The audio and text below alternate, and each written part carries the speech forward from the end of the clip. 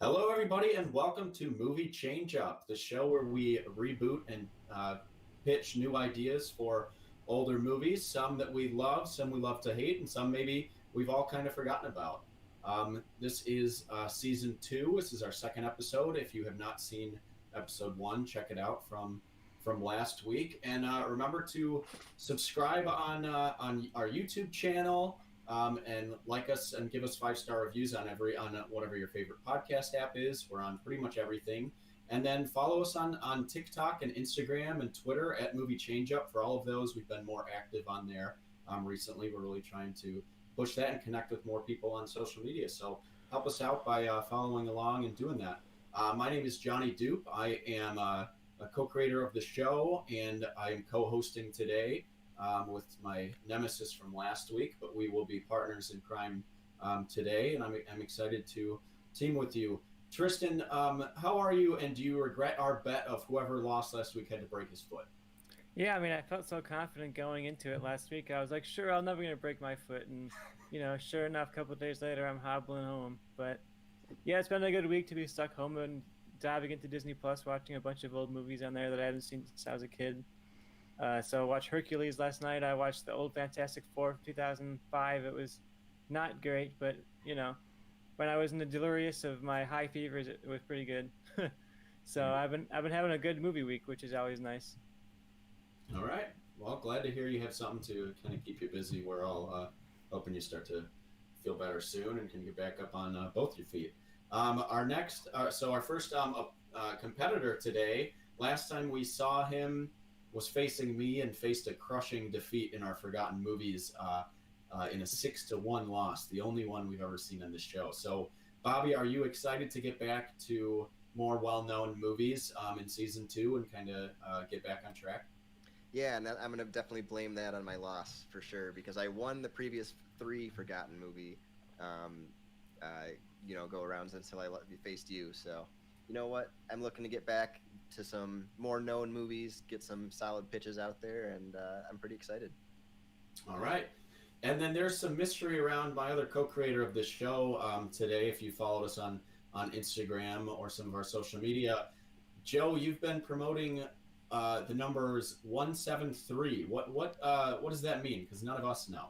All right. Well, 173 days. It's how many days it's been since I smelt the sweet scent of victory. It was August 27th, 2020, a day I remember fondly because it's the day I last felt joy, and honestly, it's been too long. The last time I won, Tom Brady had yet to put on a Buccaneers uniform and take the field. Donald Trump and Joe Biden had yet to step on the debate stage together. We were all just learning what WAP meant. Baby Yoda didn't have a name, and Alex Trebek was still around to ask us questions 5 nights a week.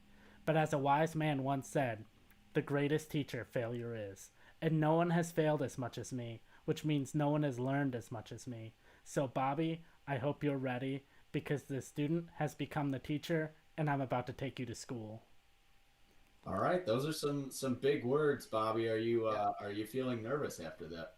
No, I'm just ready to crush Joe's dreams even more. All right, love to see it. I'm excited either way. This could go either way. And I'm happy with both outcomes. So, that being said, today we are doing seven films. Our category is still for season 2. This is our second week of it and our last week of it. Our movies with 2TO, 2TOO, or 2, the number 2 in the title. We really wanted to stick with that season 2 theme. So I'll rate our movies today, and then Tristan, if you have our rules, you can follow me with those. So we start off. I'll just go down my list I have here. The Man Who Knew Too Little from 1997. Bridge Too Far from 1977. Psycho 2 from 1983. Return to Oz from 1985. Bridge to Terabithia from 2007. The Taking of Pelham 1, 2, 3 from 1974. And To Be or Not to Be from 1942. So those are our films today. Tristan, what are our 7 rules that are Nice collection of movies there. There's a couple that I'm looking forward to, so I can't wait to hear some pitches on that one. But here's some of the rules here. The first is that you must use the nominees of the 87th Academy Awards. So that's for director, that's for actor, lead actress, supporting actor. You have that whole list to choose from. You must use a character made famous by Helena Bonham Carter. Your cast must be entirely Grammy winners. I'm sure there's some gold mines in there. One must be a Charlie Chaplin movie. If you follow our social media, you see that Joe has some history with Charlie Chaplin pitches, so we should see how he does there. Number 5, put an actor on the map, so that's someone that is not very well known now that our pitchee wants to elevate to a higher status in their career. An athlete must make their acting debut, and one must be a David Lynch movie. All right. I'm excited for him, especially that last category, because that could be a difficult role to really use. So, with all that being said, Joe won our little contest before the show, so he picks first. So, Joe, what are we starting with today? I think I'm going to go with A Bridge Too Far to start with, but I'm going to let Bobby pitch first. Okay, all right. Let me find that on my sheet. All right, so A Bridge Too Far came out in 1977. It starred one of the best Bonds, Sean Connery, as well as Michael Caine. This is the IMDb description.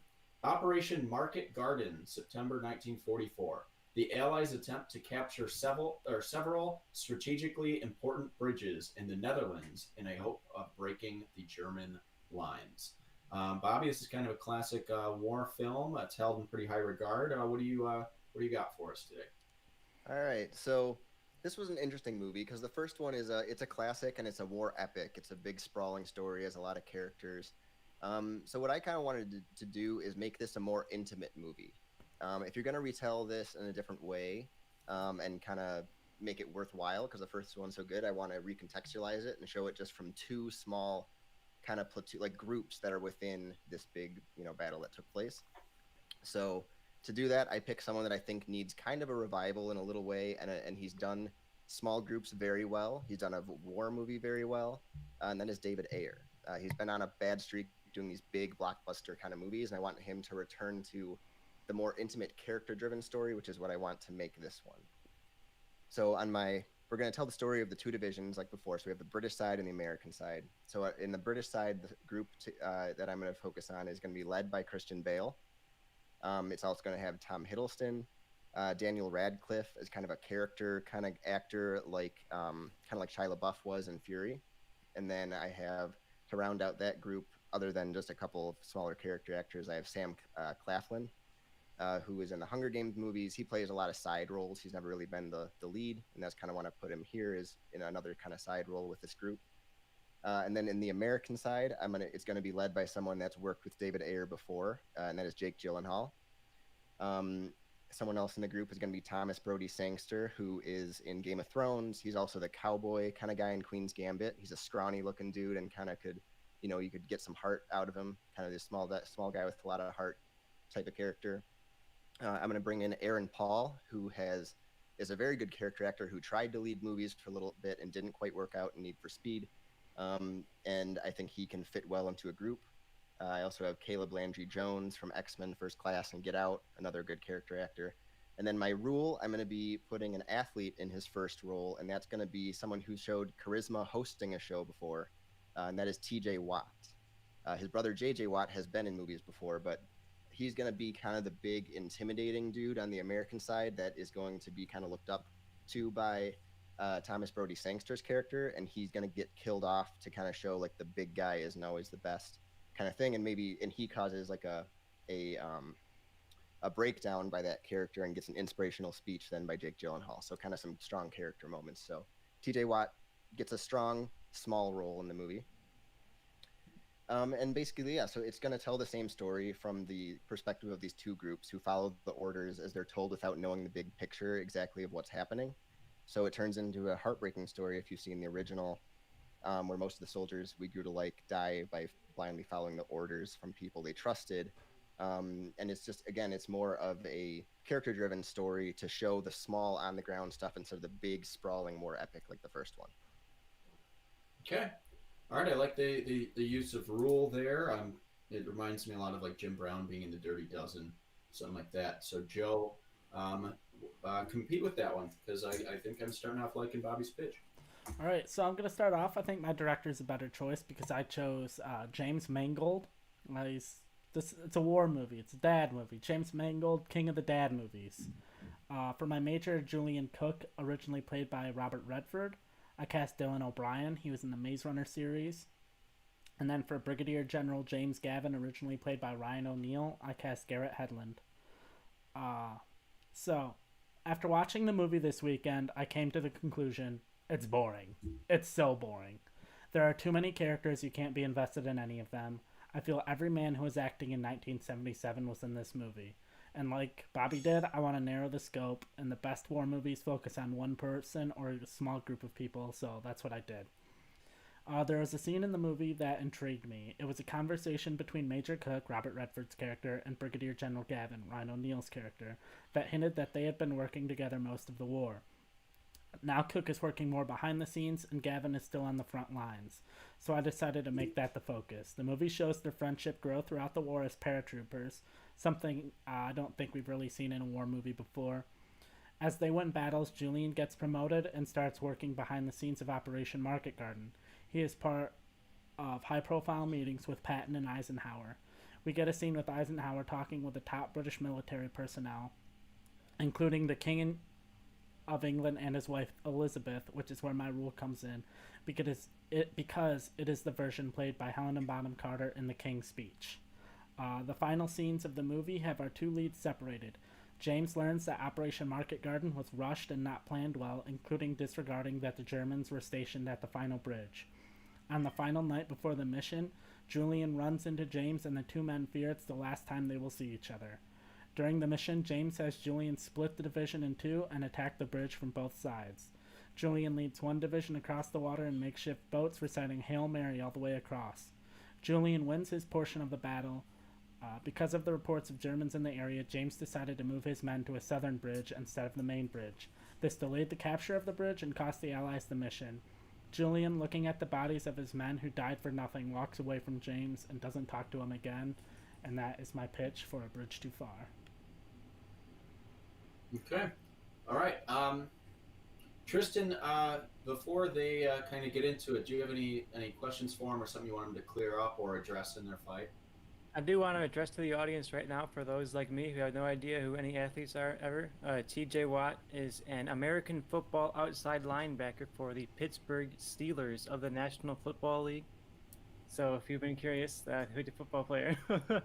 So I just need a little bit of clarification of why that athlete of all the athletes, because I don't know much about sports. So is that someone that signs out for you, particularly someone you want to see in movies, or is it just because his brother has some experience in acting? No, yeah. So he's hosted a show with his brother on TV. So I've seen his personality, and he looked like he's not just like a stone-faced big guy. He's got some good personality, and I think could show the limited amount of range that you need for this type of character. And he's also the big, intimidating guy, but he's not like a hulking beast like his brother JJ is even bigger. So I think he still fits in, and he's not going to be such a standout face. Did you cut out? Yeah.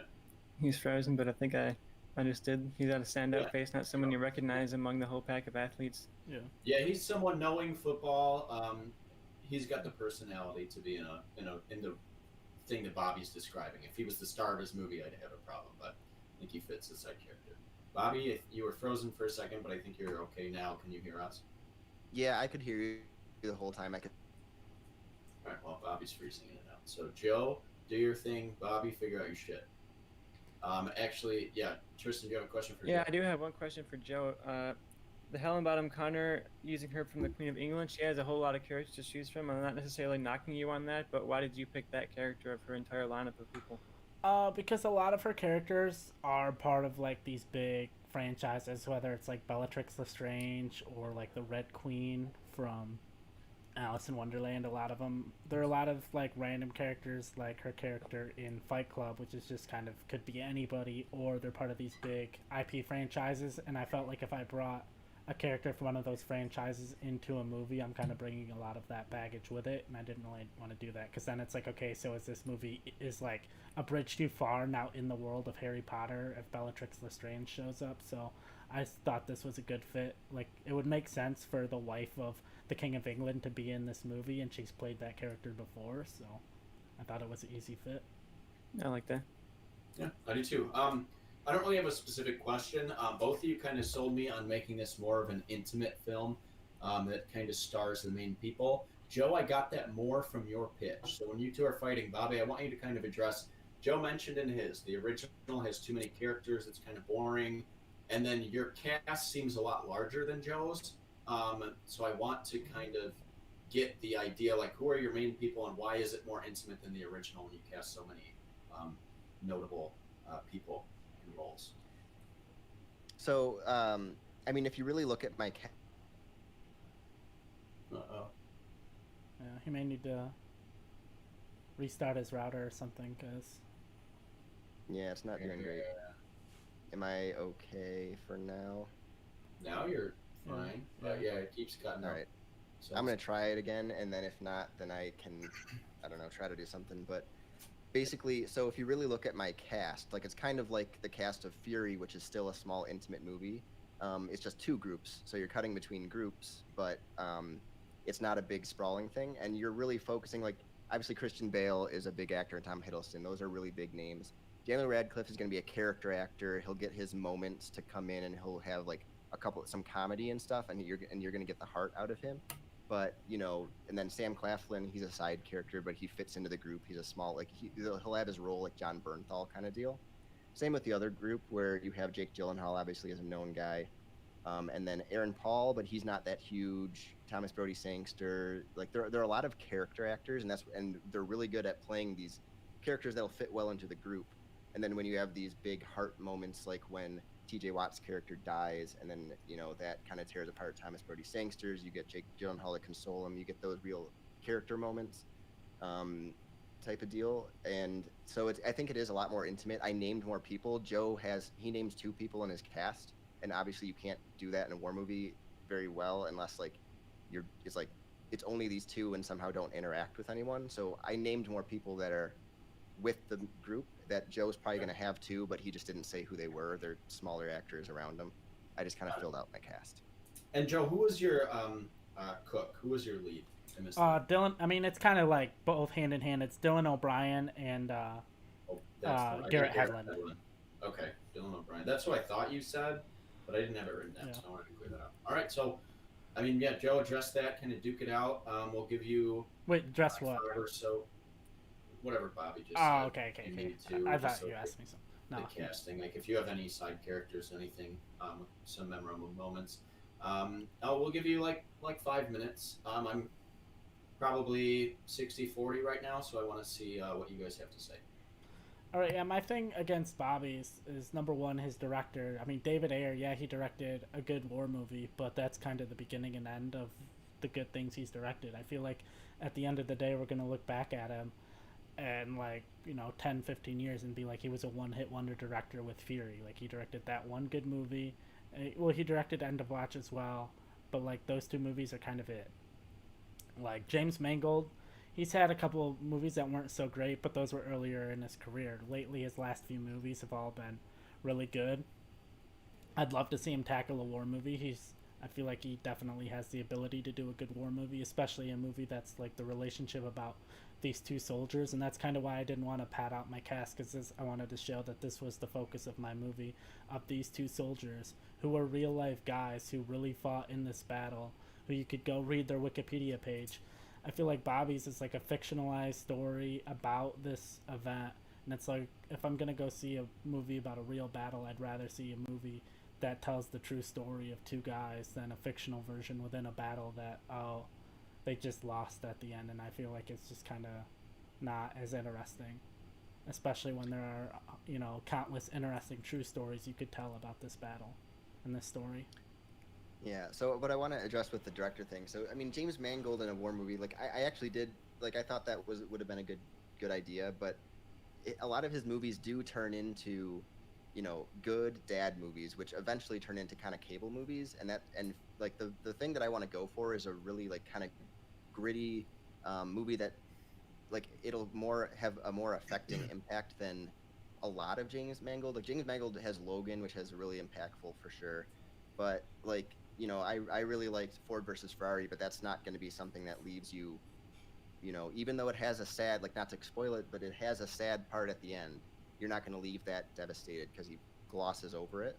And what I want to do is get down to kind of what he did in Fury and End of Watch really well. Like I said, get back to that. Also, he did do Sabotage, which is a fun movie. But he did End of Watch, which is a really good character movie where you have an impactful, death by a character, and have Jake Gyllenhaal's, how he deals with that.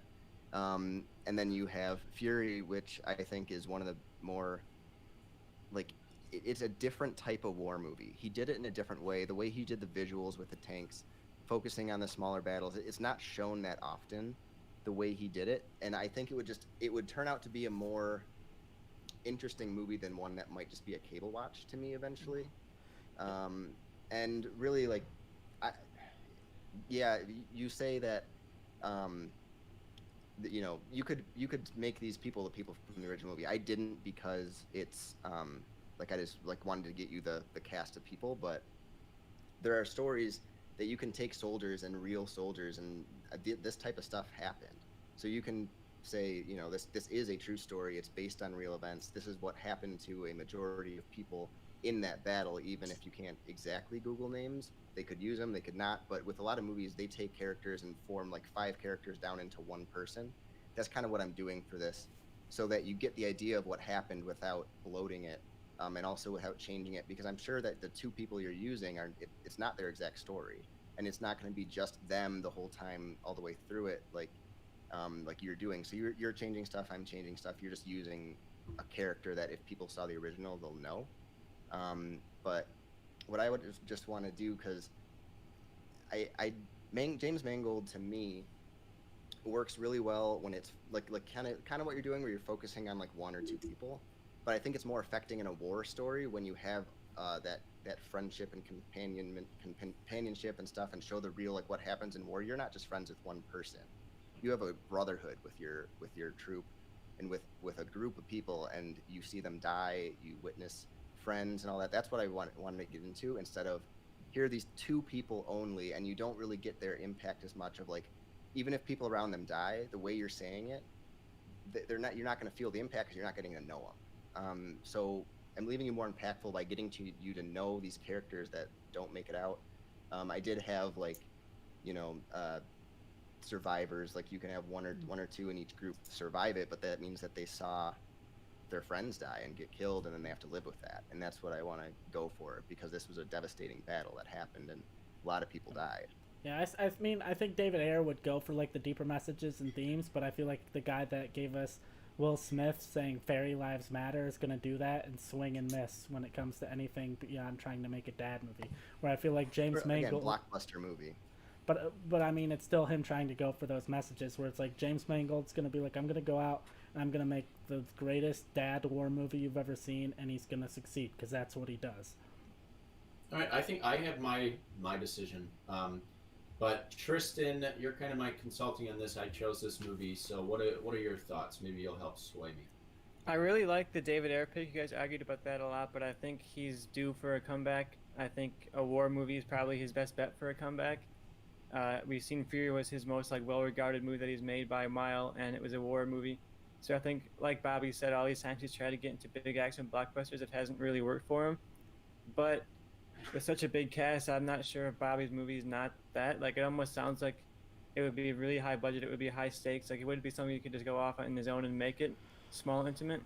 I don't know. I'm split 50-50. I'm leaning a little bit towards Bobby's, but the more Joe talked about his, I got a better picture of his being more intimate and kind of earning that Queen of England cameo. And so I'm still 50-50. I'm glad I'm not making the call, but if I was, I'd probably give it to Bobby by a little margin. All right, so first of all, I'll say Paul, our loyal viewer, says that Bobby had the better cast. Bobby definitely went more in depth in his cast. I don't know if that necessarily means it's a cast that I think is maybe realistic as much. I was back and forth a little on this one, because I like both pitches. I like both director choices. Obviously, Mangold has never done a war movie. But he has a much stronger filmography, and Ayer has done a very strong war movie, but has a much weaker filmography. So what I kind of went with my deciding factor is, as I was listening to Bobby talk about his characters and what like getting Ayer back to his strength. I started to picture David Ayer's version of this film, and I really liked it, but it wasn't what Bobby pitched. I would have loved, Bobby, if your movie was you have a British battalion and an American battalion, and they're a bond and they're a family, like you were talking about, and then they get ambushed by Germans, and half of each of them die, and then they have to work together, and they don't necessarily trust each other. The Americans don't like the British don't like the Americans, and you kind of get that David Ayer character vibe going. I think he's best when he's working with like a group of either 2 or 4 or 5 people, maybe fitting into a new environment. I love Jake Gyllenhaal and Michael Pena's chemistry in End of Watch, and I would have liked you to kind of focus more on maybe people being a little out of their element and having to work together. And while Mangold has never done a war movie, I would be really first in line to go see it because I don't think you need to really establish multiple characters in a war movie. Saving Private Ryan did that, and I don't care about any of the deaths of any of those people in that movie. I care about the deaths of all the people in Hacksaw Ridge because it's so visceral. So I think if you establish the 2 leads like Joe did, and expand that well and have a director who's capable of having great action sequences. Bobby mentioned that Mangold has like more cable movies. 3:10 to Yuma was the best war movie to come out, Western since Unforgiven. You know, I think and Walk the Line is the best musical biopic. He's a director that can make great movies that, yeah, he makes some dad films, but he also makes movies that, if I were to rank them, would be just like top 5, top 10 of their genre. So I really like Joe's director choice and the way he went with it. I like the Helena Bonham Carter use because that's a harder actress to fit in, so he chose someone that works. So I'm going to go with Joe on this one, although it was close. I just think Bobby could have worked around his pitch to fit David Ayer a little better than he did. So I will give this one to Joe. Gotta say, it's tough to argue against James Mangold on a similar pitched movie. Yeah, that was a great choice, Joe. I wanted Bobby to go first because I was really hoping he didn't really like look too much into the movie and just stayed with a massive cast, and so I could just railroad him with the fact that movie fucking sucked. I watched it Saturday morning. That movie It's very awful. I watched the trailer and it looked so bloated that I was like, I just want 2 like groups of people, but it's important to show the British. I have things I could have argued, but whatever. That's fine. Yeah. Bobby, you were talking, and I was just like, ooh, he could have hit on some points that made it feel more of like the movie I wanted to see. But it just was a little off on that. So what are we doing next, Bobby? Don't fall behind.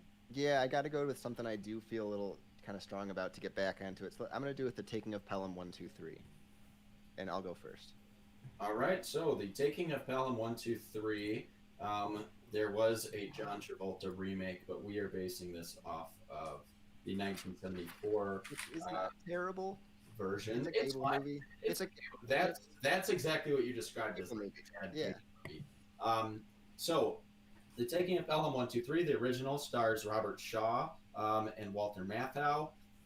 The IMDb description is, in New York, armed men hijack a subway car and demand a ransom for the passengers. Even if it's paid, how could they get away?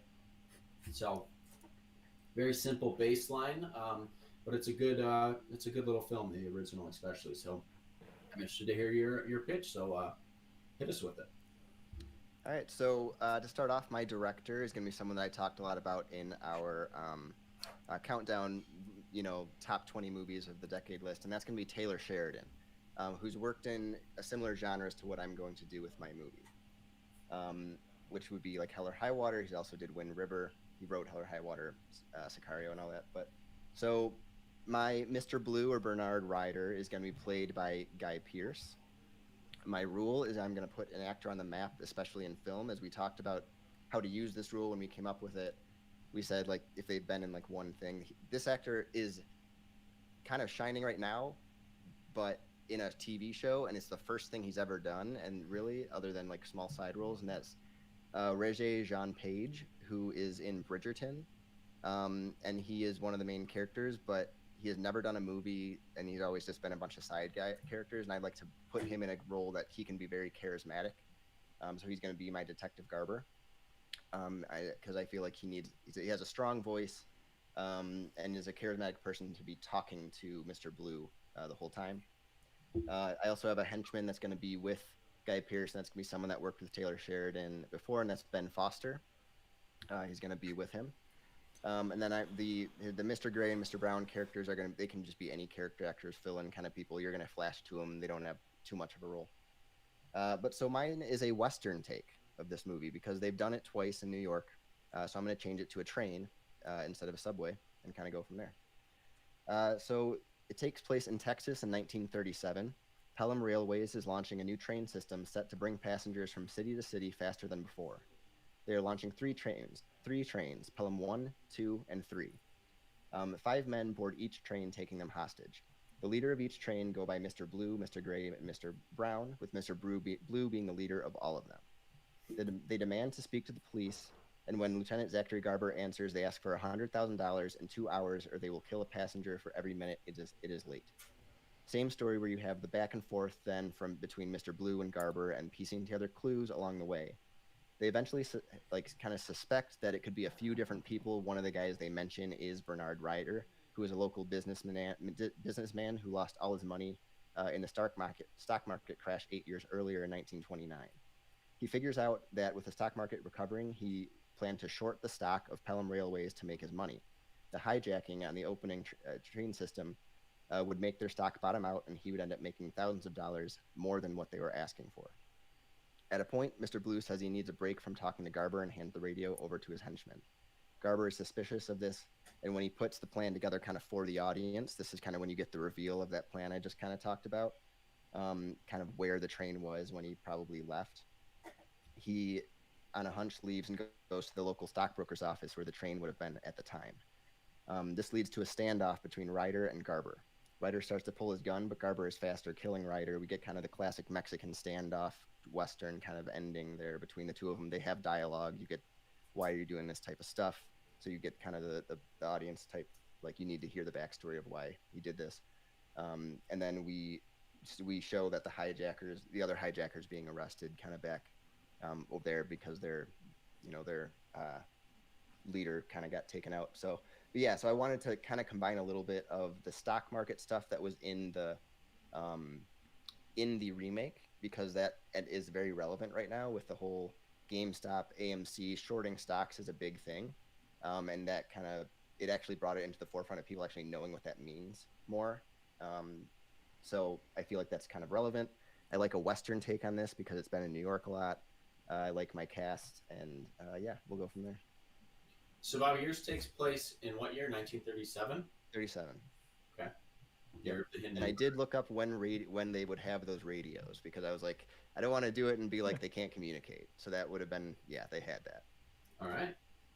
Okay, interesting. I liked some aspects of that one for sure. Joe, what do you got for us? All right, so to start off, my director is Kim Ji-woon. He directed The Good, the Bad, and the Weird, I Saw the Devil, and The Last Stand. And it's no longer Lieutenant Garber. It's I just kind of had to come up with a Korean name, and I came up with Lieutenant Byung-hun. It's going to be played by Kang Ho-sung, who is in Parasite and Snowpiercer. My blue is going to be Mads Mikkelsen from Rogue One and Doctor Strange. My green is going to be Thomas Kretschmann from A Taxi Driver, King Kong, and Age of Ultron. And my gray, this is where my rule comes in, because in making his acting debut, I have UFC fighter Conor McGregor. And as brown, I have Omar Sy from The Untouchables in Jurassic World. So, in Seoul, South Korea, Lieutenant Byung-hun is going to work for the Seoul Transit Authority like any other day. That morning, we see 4 European men board one of the subway cars, Incheon 123, at 4 different points. They use guns to take control of the subway car and call into the transit authority to make their demands. Since Lieutenant Byung-hun is the most fluent English speaker, he is given the call. They say they have 60 minutes to give them 10 billion won, which is about $9 million, or they will start killing hostages. Byung-hun has to negotiate with the mayor to get the money and get the police to deliver it. Seoul police learn one of the hostages is a police officer. Blue, the leader, says he wants Byung-hun to drop the money off because he is the only one he trusts. Byung-hun drops the duffel bag with the money. Green grabs the bag, but he and hot-headed Gray fight over who holds it, leading to Green killing Gray. Green rewires the subway car so there are no outside controls, and it will not stop. The plainclothed officer on board grabs Gray's gun and kills Brown. Blue shoots and kills the cop, but not before the cop mortally wounds Green. Blue leaves Green on board and strolls off with the duffel bag while the train is stopped before they restart it, and just after restarting the subway car. The car is moving and the Seoul police are tracking it. Before reaching the final stop, the safeties are triggered and the train slows. The police raid the subway car to find the hostages safe. The lieutenant is praised as a hero for coordinating everything and saving the hostages. Blue later returns to his house and the lieutenant is waiting for him. Blue addresses him as boss and the two men count the money. The lieutenant shoots Blue with his own gun and walks back into the street with the money, and that is my pitch for the taking of Inchin 1, 2, 3. All right, Joe must have thought I picked this movie because I liked that pitch, but sad news for Joe. All right, so Tristan, you will be the main judge on this one because you chose this film. But do you have any questions for either of the competitors? I do like both pitches a lot. I mean, you can tell Joe thought you were judging on this one because it was very much a Johnny pitch, but did a little bit of research on that director going into our top 20 list, actually, so I'm a little more familiar than I otherwise would have been. So I'm really interested to hear you guys argue it out. I don't have a ton of questions. I think you guys gave really in-depth descriptions of your movies. I like that Bobby went for the Western kind of feel. I think that's very unique for it. But Joe also kind of brought it out of the typical setting too. So I think both people have good settings in that way. So I'd just like to hear you guys argue it out at this point. I'm very much 50-50 on this one. Yeah, obviously, Joe, you chose one of my favorite working directors, but Bobby, I love Taylor Sheridan, but this is my question for you because it's the only thing that I need you to really address, and I want to give you a fair shot at this so I don't just knock you on it without it being brought up. Mm-hmm. I love Hell or High Water and Wind River because they feel like very modern takes on old school genres. Why did you make a Taylor Sheridan movie who made the best modern day Western that's probably ever been made and send him back into the 30s? Why didn't you feel like making this more of a modern day film that fit with Taylor Sheridan's other two films? Well, because one, he did show that he can just make a great Western, and to bring the genre back more, I feel like you do have to go into a little bit more of the classic.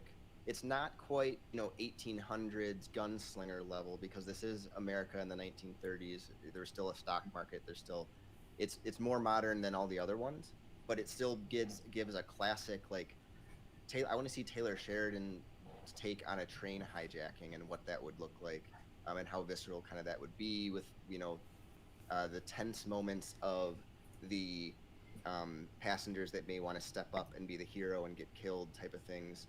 Like I like Taylor Sheridan to actually bring the Western genre back to what it kind of can be, instead of only doing modern takes. I'd like him to stretch it a little bit because I don't want him to do another Western and be like, oh, and it's set in 2015 or set in 2020, and it's like, oh, well, that's kind of just what he does. So I'd like him to expand that.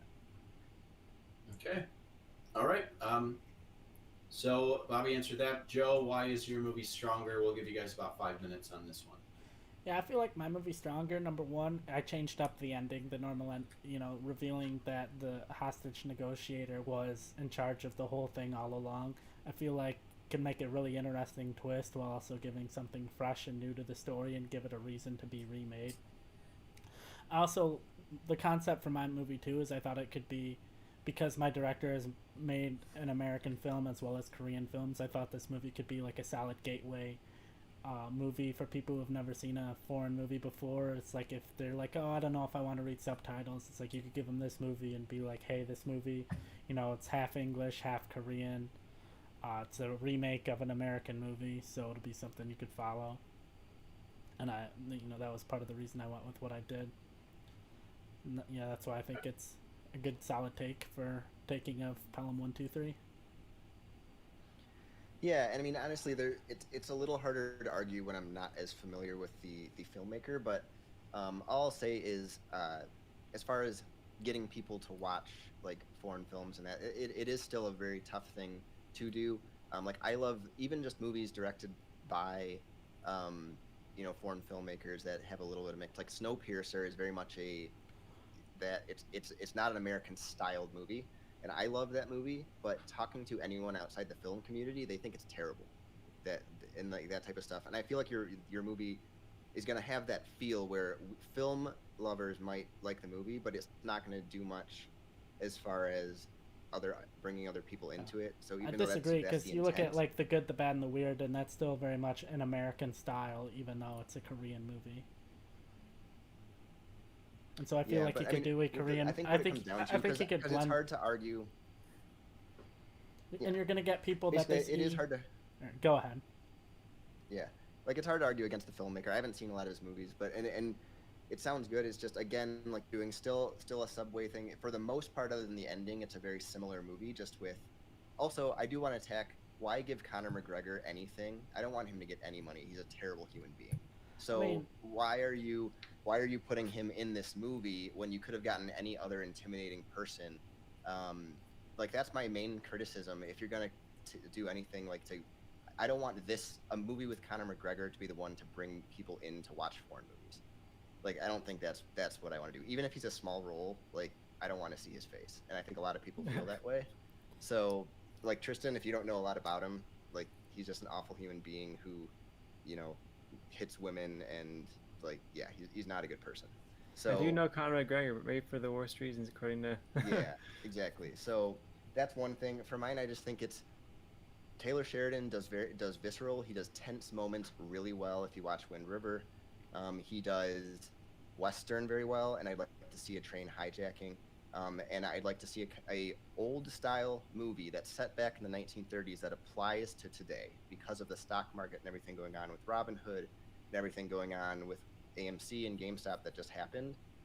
This shows that entire concept, but in a very exciting way instead of a boring, even if you did a Big Short kind of story, they're trying to do the GameStop story right now, and I don't think that's going to be very good with just people on Reddit. This explains that concept, but in a Western thrilling, movie. I also really like if anyone has seen Bridgerton, My Detective Garber, I think he has the qualities of a Denzel Washington type, which was in the remake, and he was really good in it. Even though that movie overall is okay, Denzel is great, and that's the quality of acting that I think he could do as far as charisma on the phone. Like he doesn't have to, be to overstretch to do it because he's already super charismatic. I think that he can be convincing. Guy Pearce, I'd like to bring him back to a villain role. I think he can play, he kind of disappeared a little bit. He's been in movies, but he's not as prominent. I think he could be a good businessman that's been wronged, that's lost all his money and be desperate. And Ben Foster's just always a great actor. So that's really with mine. It's hard to argue against a filmmaker I don't know, but I just think mine sounds more interesting to me. It's a movie I would watch if it was pitched to me over yours, and also fuck Conor McGregor. The two things I have is one. Yeah, Joe, make it quick because I have. And Joe, Tristan, I think is pretty. Yeah, I'm pretty decided, but I want to hear more from Joe. So the one thing I was gonna say is one in defense of Conor McGregor is 90% of athletes pieces of shit. You everyone propped up Tiger Woods, piece of shit. Michael Jordan, kind of a piece of shit.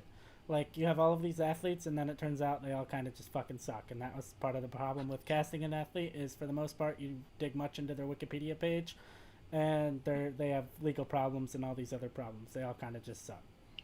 And so I was he's a world famous athlete that hasn't been in a movie, so that's why I went with him. And then as far as Bobby's actual movie, I just the whole, it's a train 1937 Western movie just doesn't interest me dealing with the stock market.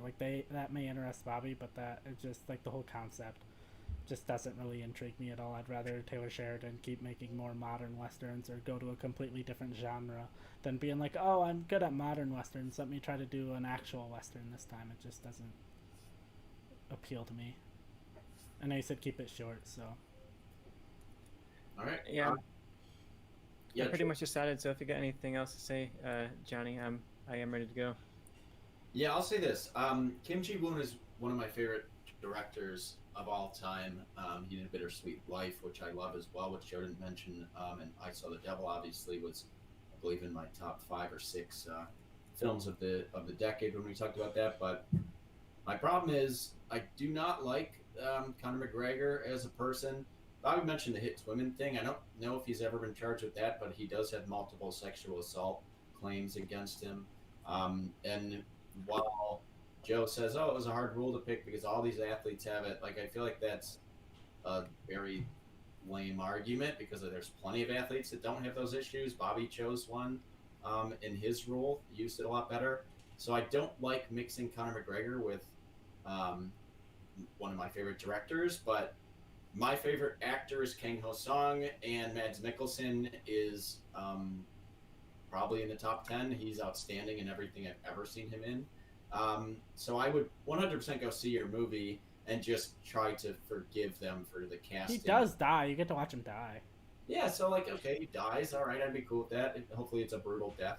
But and honestly, Bobby's I'd be more into. Red Dead Redemption 2 took place in 1899 because that's kind of when westerns, as we know them, were modern times thing, and it wasn't really maybe the strength that I know this director of doing his director choice. So I would personally pick Bobby for this one because I think Sheridan, even though I think Bobby made a mistake maybe on the era he pitched this film, the year, I think he has a fantastic cast. Ben Foster would be great in this role, and Guy Pearce. That's going to be an easy win, but then as he talked about it more, it just started to seem a little bit too similar to the original comparatively to Bobby's. And I know Conor McGregor for being loud and rambunctious and obnoxious and also for assaulting women. So I'm like, okay, I'd see this guy for like the entertainment of his weird personality in this movie, I guess. But outside of like my lame knowledge of him, I feel like from this conversation I've heard that he doesn't have that much appeal among like sports fans, people who know him more well than I do. So I'm leaning more towards Bobby here on this answer. I like his setting. I really like the kind of end of the Western era setting more so than I think Johnny did, because I think you mentioned Red Dead Redemption 2, and to me that was what made it so interesting, was that it was this like not necessarily what we think of as a Western time. It was like when the West has kind of moved along and moved away from these kind of cowboys and Indian narratives. And I think Bobby's would be very interesting to take place in that setting and show this kind of great train robbery style heist. And Bobby also kind of cashed in on an act. It wasn't intended that way, so maybe not so much. But it was a movie I watched as a child, and it scared the living shit out of me. So Return to Oz came out in 1985. Dorothy, saved from a psychiatric experiment by a mysterious girl, is somehow called back to Oz when a vain witch and the Gnome King destroy everything that makes the magical land beautiful. I'm really interested to see what you guys do with this one. It's a movie I grew up watching. It's one I saw when I was young because I loved Wizard of Oz when I was a kid, and I saw this and I was petrified by it. So I'm interested to see what you guys do with it. So give us your best shot on it. Yeah, I love this one. I'm excited too. All right. So, I mean, like you said, it was basically a horror movie. So you could go one of two ways, and the way I went is I leaned 100% into that. So this is going to be a David Lynch movie. That is my rule. So my Dorothy is going to be played by someone who's shown she can kind of look whatever age you want her to be based on Queen's Gambit, and that is Anya Taylor-Joy, so they can make her the correct kind of Dorothy age for this. My witch and Nurse Wilson is going to be played by Tilda Swinton. I think she's fantastic and can be an intimidating villain. My Talk, who I changed from TikTok because it is now an app, I have Jesse Plemons in that role. Then my Pumpkinhead, who, if there's any type of humor, he would kind of throw it in there, and that's going to be voiced by Mark Hamill, who's just a very good voice actor, as well as Luke Skywalker. And my Auntie M is going to be played by Patricia Clarkson. Shout out to Easy A, she's great in that movie. And my Uncle Henry is going to be another good character actor, and that's going to be William Fichtner. And they kind of bookend the movie a little bit. So, in October of 1899, around Halloween, Dorothy, friends she's made with her Auntie Em and Uncle Henry. Word she's gone mad, they bring her to electrotherapy. Dorothy hides Toto in a bag and brings him along. There, she's left under the care of Nurse Wilson. As Dorothy is about to go through her first electrotherapy session, the building is struck by lightning, which causes the machine to malfunction, setting Dorothy free. She escapes with Toto, but trips over a rat and falls into a mysterious glowing creek. As she emerges, she finds herself in Oz. Toto, however, disturbingly transforms into a dog-rat creature, and you get to see kind of the body horror type thing that David Lynch would throw in there. She finds Emerald City in ruins, with most citizens turned to stone, and some in pieces with stone limbs scattered around the city. Menacing creatures with wheels as feet show up as Dorothy and Toto hide in a building where they meet Talk, a mechanical man hiding as well. He informs Dorothy that that King Scarecrow was captured by the witch, who is responsible for the destruction. They on their adventure there, they befriend Pumpkinhead along the way, as well as encountering many strange creatures Dorothy does not remember being in Oz in her last time. So you get to see a lot of creature effects and work and kind of scares on the way there. They are ambushed when they sneak into the castle. They're ambushed by the witch, who wants to take Dorothy's head as a trophy. They narrowly escape after Talk creates a distraction by throwing one of the hands of his clock, shattering one of the glass cases, and stabbing one of the faces. It now becomes like a haunted house thriller, with them trying to escape and the witch hunting them.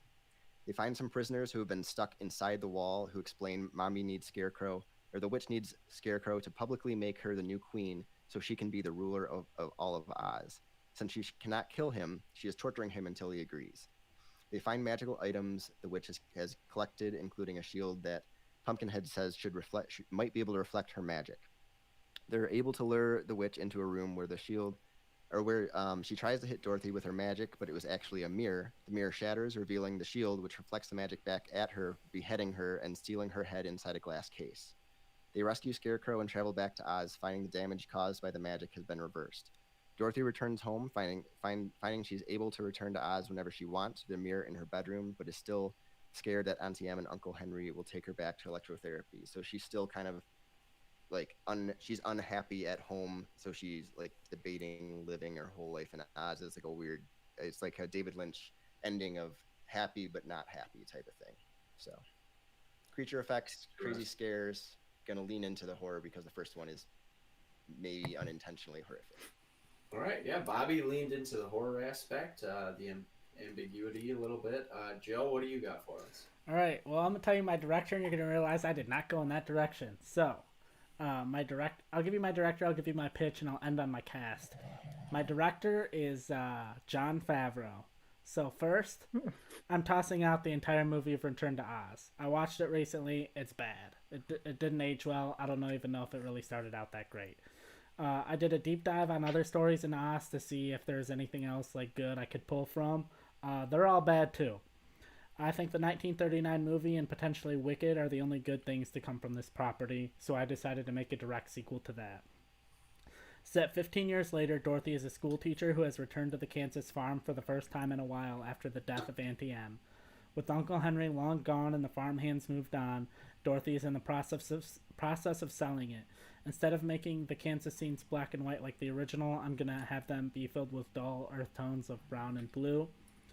Since it's a direct sequel, I am keeping it a musical with some old songs, but mostly new songs. When Dorothy is walking around the farm one last time, looking at pictures of her aunt and uncle, pictures of the farm hands, going past the pig barn where she fell in, and walking by Toto's grave, she is singing Somewhere Over the Rainbow. However, in the original, she was unknowingly singing about Oz. Now she is singing about the farm, but not the farm as it is now, but the farm she remembered growing up on. Her happy memories there, a place she knows she can never return.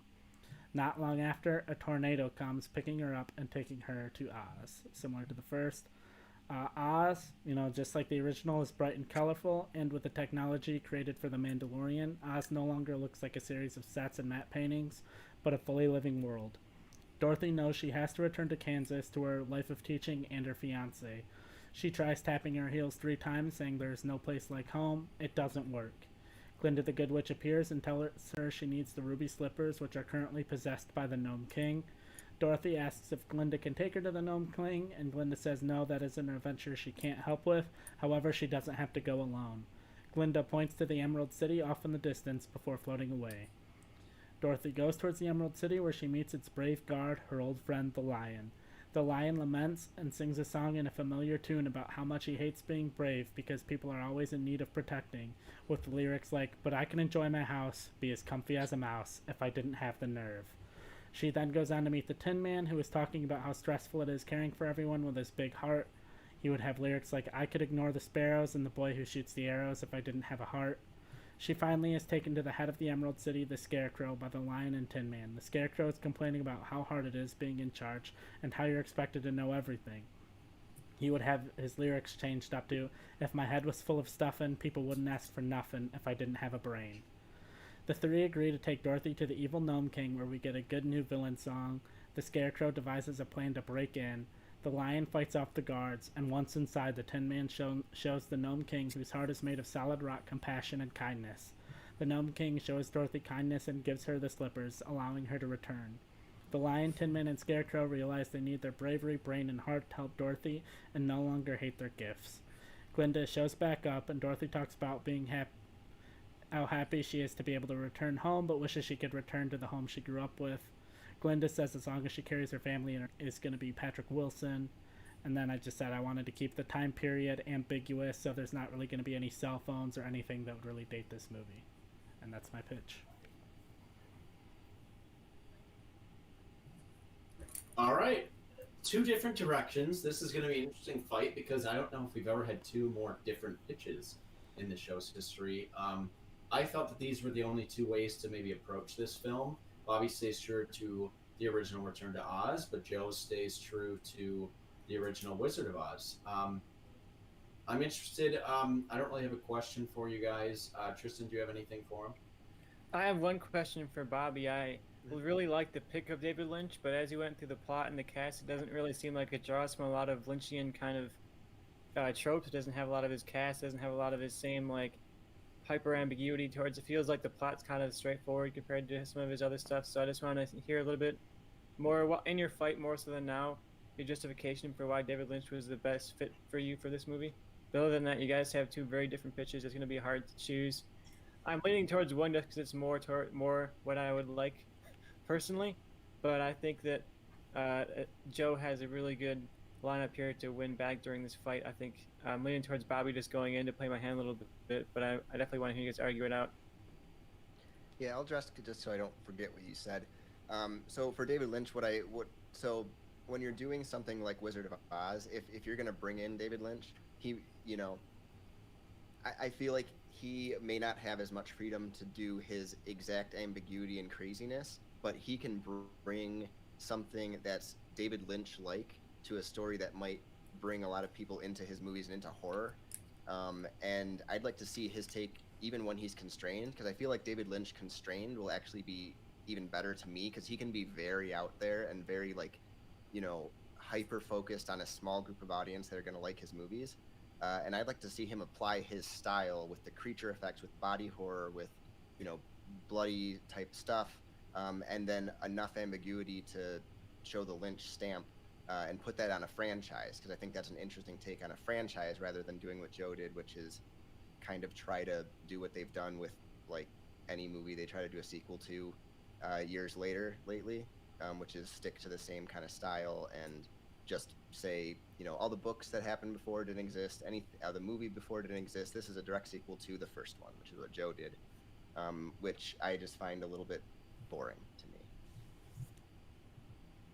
So yeah, I think my thing against Bobby's is I feel like as far as like Wizard of Oz, like fans are gonna hear like, oh, it's this like Return to Oz sequel to Wizard of Oz, and his movie, like by the trailer, is just gonna turn off everybody. It's just gonna be this weird nonsensical thing, which is basically all of David Lynch's work, to a point that it almost isn't really gonna have much of a relation to the Wizard of Oz story, and it's almost like, why is this a Wizard of Oz story when it really, like, maybe you took character names, but as far as like characterizations and characters go, it really doesn't have anything to do with the Wizard of Oz. And it's just like, is your movie even truly a Wizard of Oz story at that point? For me, when I looked into it and I looked in the Wizard of Oz, I'm like, okay, what from this franchise is good? And basically what I got was the 1939 movie and then Wicked, which is more based on the 39 movie than anything else from that franchise. So I'm like, I don't want to do what every other thing in this franchise has done, is like try to make it darker, try to do this and then fail. So I'm like, I just want to do a direct sequel to the original, because that's the only thing that's worked. yeah, but the thing is with yours is you're going so much in the same tone and same kind of direction as the first one that it's going to get so many comparisons to the original, especially the performances of your new cast to, some of the, like Dorothy is such a classic character and is known so much from that movie, and as well as the Lion and Tin Man that you're bringing back. Like, it's going to just draw a lot of comparisons. It's in the same style, so there's a lot more to compare to, and it's going to be just kind of a forgettable, to me, sequel where it's like, oh yeah, like it might be kind of fun. It might be like Mary Poppins Returns, which they tried to do, which was, in my opinion, really, really bad. Like, Jen likes that movie because it's kind of it has songs and it's Mary Poppins, but that's a really forgettable movie. And they tried to do it in the exact same style of the first one, and just kind of tell that sequel a few years later, which is what you're doing. And that's what yours sounds like, kind of a forgettable Disney sequel to me. Mine, with Return to Oz, you'll get as soon as the trailer set up. It's like, and this could be like a Blumhouse movie with, practical effects for a lot of the creatures if you want, or a small budget thing if you want to do, and that way it doesn't need to make a ton of money, but you have a franchise name to it. It doesn't have to be Blumhouse, whoever owns the rights, but they can do small budget with David Lynch, and he can do it well. And it recontextualizes it. You don't have comparisons. The first one's like, oh, there's a horror movie based in Wizard of Oz. That sounds interesting to me. I'll see that. It'll be more memorable to me. So Jen, one of the popular things in books right now, my wife Jen reads a shit ton of books, and one of the things that they keep cranking out right now are horror versions of fairy tales, or dark versions of fairy tales. And I feel like that is going to make its way into film.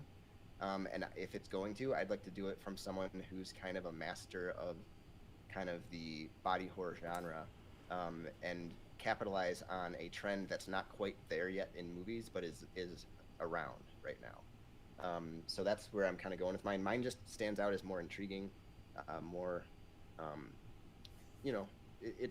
yours could be an okay movie to bring the family to, and that's about it. That's about the best I see your movie. And my thing against yours, if you want to do like a dark horror take, again, like of your version, I feel like no one's really seen Return to Oz. So if you're like, oh, I'm gonna do a dark, take on Wizard of Oz, and do it as a sequel or a follow up, I feel like people are gonna want to see, a dark take on the Scarecrow, a dark take on the Tin Man, a dark take on the Lion, a dark take on all of these characters that they're familiar with. And your movie really only has Dorothy and the Scarecrow, and then introduces all of these new characters, where I feel like people, like, it's just like your movie just basically feels like, what if David Lynch directed the original Return to Oz, but that movie wasn't even like good, and then David Lynch already has such a very small fan base to begin with, that your movie won't be forgettable, because I don't know if anyone's actually going to end up seeing it.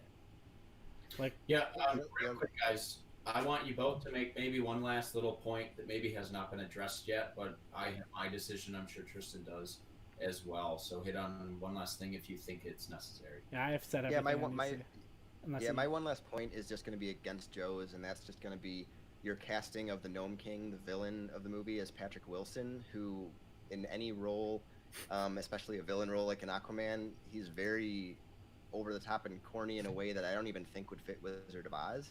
And he's not going to be able to be subtle, which is when he is his best. So I think that casting choice kind of ruins the villain side of your movie, personally.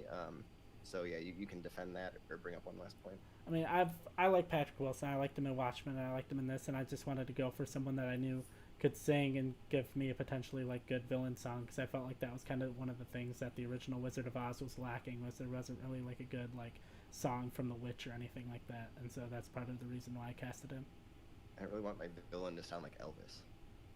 Why not? Yeah, why not? And he doesn't sound anything like Elvis. Okay, here's my thing. Tristan, I'm glad you're the one deciding on this. You chose this film, even though I grew up with it as well, so I'm glad we've both seen it. This is a tough one for me because I'm pretty split. Mainly because I don't think Bobby's sounds very good. I think embracing the weirdness of Return to Oz is maybe a mistake, because I don't know if it really fits David Lynch.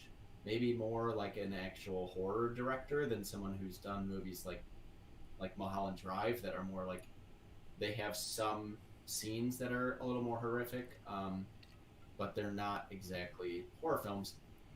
And Joe, I feel like he went the right angle for this because if you look at the films, Wizard of Oz is one of the greatest films ever made, and Return to Oz is a movie that just petrified children who like The Wizard of Oz. So if you're going to base a sequel off, one of those, change it completely from Return to Oz. I get where Joe is going, but I don't love his cast. Bobby has a much stronger cast. I love Tilda Swinton as the witch. If you're playing someone who has multiple heads and every head you put it on is a different type of character, Tilda Swinton can do that better than anyone. Tilda Swinton is my pick. If they do a David Bowie biopic, I want it to be Tilda Swinton because she's the only person in the world that can play David Bowie.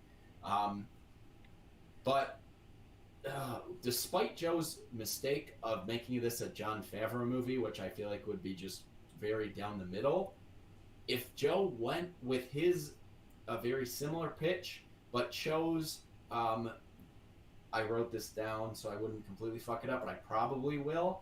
Michelle Hazanavicius, I don't fucking know. The guy who did The Artist, who can return form to old school Hollywood, would have done a really, really good sequel, and the movie that Joe pitched a little better. Joe tried to modernize his a little too much, but that being said, if I'm going to see Return to Oz, a true sequel to The Wizard of Oz, I want it to be more in the tone of Wizard of Oz than an actual remake of the tone of the original one. But I was pretty split on that. I guess I'd edge Joe in the if I were to choose, but Tristan has the final say on this, so I'm interested to see where Tristan goes.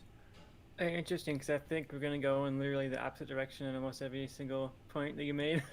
And I agree with you. I think that most people probably would rather see Joe's because it feels much more like a sequel to Wizard of Oz. And I'm sure if they made this, it'd be like the #1 movie on Disney Plus for a month. And Jon Favreau would be getting the next remake of the next Disney movie that he's going to make. But I think Jon Favreau is just the weakest pick for this. I think if he picked a better director who's more interesting, that I would be leaning towards yours. But Jon Favreau's work in these remake areas, like with Jungle Book and Lion King, it's like you might as well just show the original movie at that point. Like maybe Jungle Book a little bit, but Lion King was like the most boring thing I've ever witnessed in a theater before. So I'm not like down to see Jon Favreau come back and try and revive another long dead franchise, because every time he's tried to do it so far, I just haven't been very into it. Even in Mandalorian, it's like okay, but it's not like revitalizing my love of Star Wars. It's just like okay entertainment, and I think that's what Joe's would be. And I think Bobby's, good or bad, would be something that I would always remember watching. Like a David Lynch Wizard of Oz sounds awesome. It's like that whole franchise exists in this non-reality kind of dream world, and I think that's where Lynch exists in his best work, is just kind of in this in-between real and not real kind of setting. So I think even if the plot is sort of straightforward and streamlined, I think Lynch's eye could really bring something to it and really make these scenes shine and just make it something really special to get back into the Wizard of Oz. And I think what makes the Oz book so interesting is that you can have a different tone in any kind of setting. You can go anywhere in the whole world of Oz and make that story. So I think Bobby's really takes advantage of the open-endedness of this setting and also lets Lynch get creative with it. And I don't know if it'd be his best movie, but I'd go see it. So I'm going for Bobby's on this one. All right. I'm glad I didn't have to make the decision because it was hard. I think the Lynch pick was maybe more interesting. Some people stood out more. Favreau makes, I think, more of like what we described Mangold's movies are more so Jon Favreau in terms of dad movies.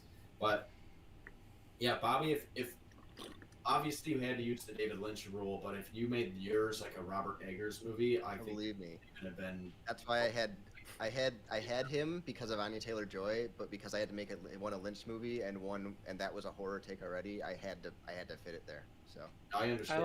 I like that casting of Anya too. I think she played like a 13-year-old in one scene of Queen's Gambit. Yeah, and I was like, oh my god, Crazy. this is like a fully grown adult playing a 13-year-old child. So I think she has that weird timeless face. And even Bobby's smallest casting, like Mark Hamill, I think was a great choice. Like, I think Bobby nailed the casting. I liked Joe's movie outside of his casting. Like Seth MacFarlane, you're never gonna sell me on Seth MacFarlane in a film. Like even like I love Logan Lucky, but he's the worst part of it. It makes no sense that he's in it. But like yeah, Bobby's cast was good. Overall, if I'm going to see a sequel, I maybe would like a better tone. But yeah, I'm glad I didn't have to decide on that one. So Joe, you lost that one. What is our next film? We're gonna do To Be or Not to Be, uh, and I'm gonna go first. All right, To Be or Not to Be was obviously there was a famous remake by Mel Brooks, but we're going based on the 1942 version. Sorry, which starred Carol Lambert and Jack Benny. And the IMDb description is during the Nazi occupation of Poland, an acting troupe becomes embroiled in a Polish soldier's efforts to track down a German spy. So I'm interested to see what you guys have to say on this one. All right, you wanted creative, so this is what I did. My directors are going to be Akiva Schaffer and Jermaine Tacone from basically The Lonely Island and Pop Star Never Stop, Never Stopping. My Joseph Tura is going to be Jack Black. My Maria Tura is going to be Lady Gaga. Her lover, Lieutenant Sabinski, is going to be played by Justin Timberlake.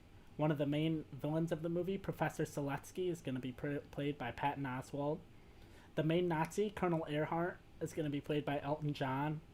His underling, Captain Schultz, is going to be played by Michael Bolton. And some of the others in the acting troupe are going to be Harry Connick Jr. and Randy Newman. So, if you haven't figured out already, the plot of mine follows closely with the plot of the first two movies. However, the first was more of a dramedy, the second was a straight-up comedy, and I'm taking it a step up further and making mine a musical comedy starring only Grammy winners. So, Joseph Tura's wife is cheating on him during his performance of Hamlet with Lieutenant Sabinski. The war starts and Sabinski is called away. Sabinski and his fellow soldiers sing to and entertain Professor Seletsky. Afterward, they give him the name and addresses of their families to give him their families' letters. Sabinski is concerned when Seletsky, who claims to be from Warsaw, has never heard of Maria Tura. Professor Seletsky returns to Warsaw and tries to recruit Maria as a spy. Sabinski sneaks away to warn her about Seletsky. Joseph Tura decides to kill Seletsky to protect his wife and stop the names and addresses from getting to Colonel Earhart, Captain Schultz, and the Nazis.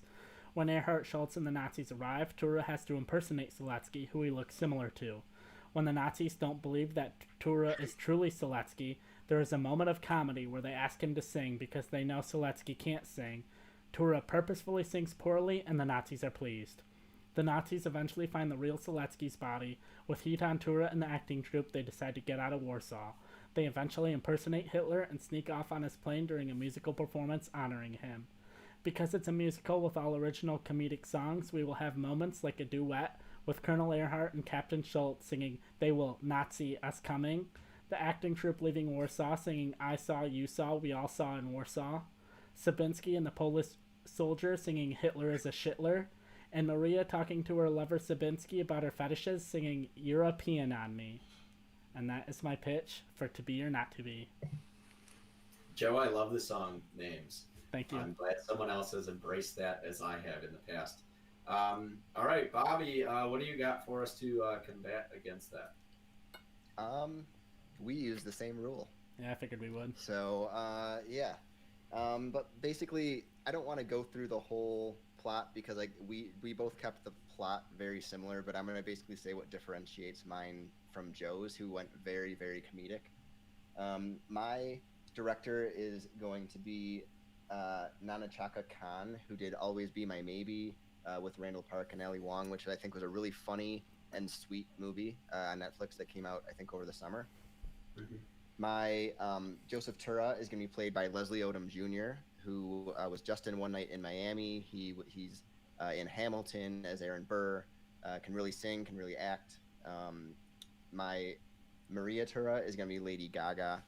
I have as Lieutenant Stanislav Sabinski, who falls in love with, I'll get to that in my movie, but is going to be played by Jonathan Groff, who is the king in Hamilton, as well as Kristoff in Frozen, as well as the lead in Mindhunters. So he has a vast range and can do comedy and sing. I have a theater mom who kind of makes sure everyone has what they need and are all in line. And that's going to be played by Betty White, who won for spoken word. I also have Miles Green instead of Greenberg is going to be played by Donald Glover. Let's see. So I also cast Lea Salonga, who is the actress that did the singing for Jasmine in Mulan, and also is just an actress in general. She's a friend of Maria. and the narrator of their production, which is going to be a musical, which is where the music comes in, is going to be narrated by James Earl Jones. So he's going to be in it as the narrator of their play. So basically mine is going to, what I wanted to do is kind of tell a similar story, but in a sweet, kind of funny way in the tone of Always Be My Maybe, and also change the romance to a gay romance angle. So Leslie Odom Jr. is the one that Jonathan Groff's character, Sabinski, is in love with. So you change that around. You get kind of a progressive kind of thing there. You also get more of a diverse cast, which they're doing in a lot of period pieces right now. They're casting it as if race doesn't matter and it's not a bunch of white people. So I have a bunch of different, people in that movie. And I didn't name the songs like Joe did. That was really good. But yeah, it's going to be, you're going to get those musical scenes every time they have that they're doing a performance, or every time they're rehearsing, and it's going to break into an all-out musical scene, like singing, dancing, and funny parody Nazi songs.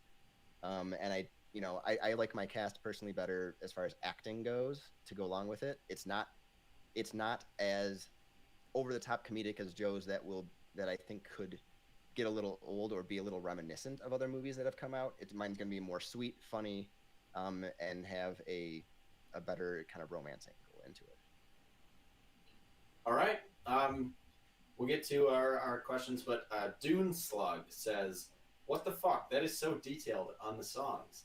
And Dune Slug, you should check out our previous episodes, because I've done that before in the past, and I think I might be the only one who's ever done that. I did that with Small Soldiers as a musical, as well as my fantastic Prince version of Hot Love. So take the organs from the Gorgons.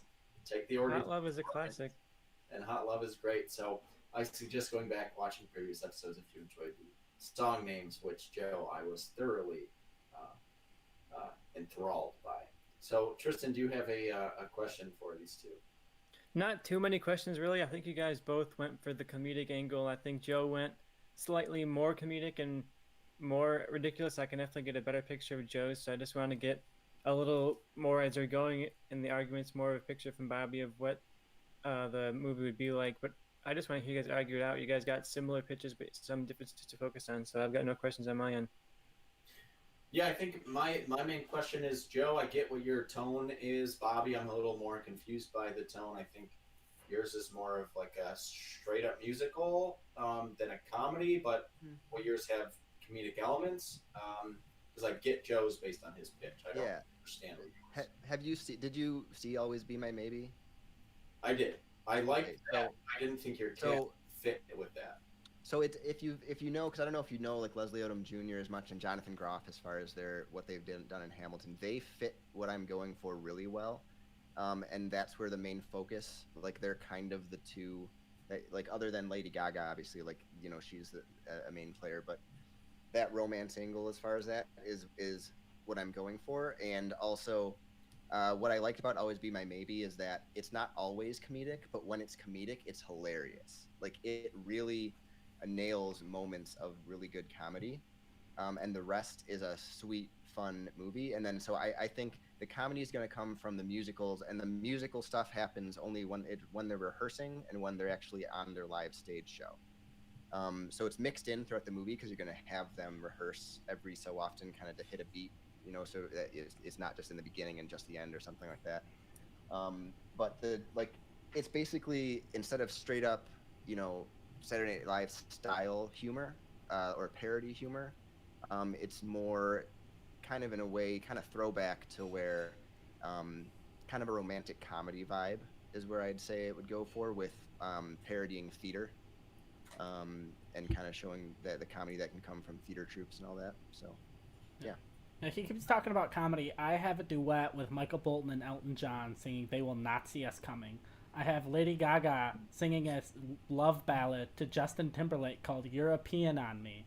I have Justin Timberlake and a group of Polish soldiers singing whatever his song title is. Oh, "Hitler is a Shitler," And then I do have comedic moments outside of just like song titles. Like I have a moment because Patton Oswalt plays like the main villain in my movie because I think he won a Grammy for like comedy album or spoken word. I don't remember. I didn't write it down. But Patton Oswalt can't sing. So like I said, there's a moment where they know the Nazis know his character can't sing. and Jack Black is like in disguise as him, so they ask him to sing, and Jack Black purposefully sings poorly, and they're like, "Oh yeah, you must be the guy because you can't sing." And so I have moments that are comedic outside of just like dumb song titles, and I feel like if you want to argue comedy all day, I think I beat you on that front. And as far as like acting goes, sure, like maybe, Jack Black has shown he could be a good comedic actor. Lady Gaga has an Emmy, and she was, you know, really good in A Star Is Born. Justin Timberlake has shown he's a good actor. Patton Oswalt is a good comedic actor. Like maybe Elton John isn't the greatest actor of our generation, but when he's cameoed in movies like Kingsman 2, like Kingsman 2 wasn't great, but when I was watching that movie, I wasn't like, oh, Elton John is bad in this.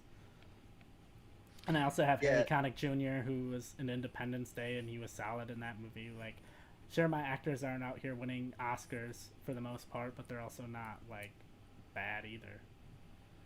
Yeah, I just think we went for two very different styles, like, and I don't, because it's already been a kind of a straight-up comedy in the past, doing a straight-up comedy again, like, I'd rather throw in more of a romance angle, a little bit more progressive with the casting, and as well as the story with the romance angle there.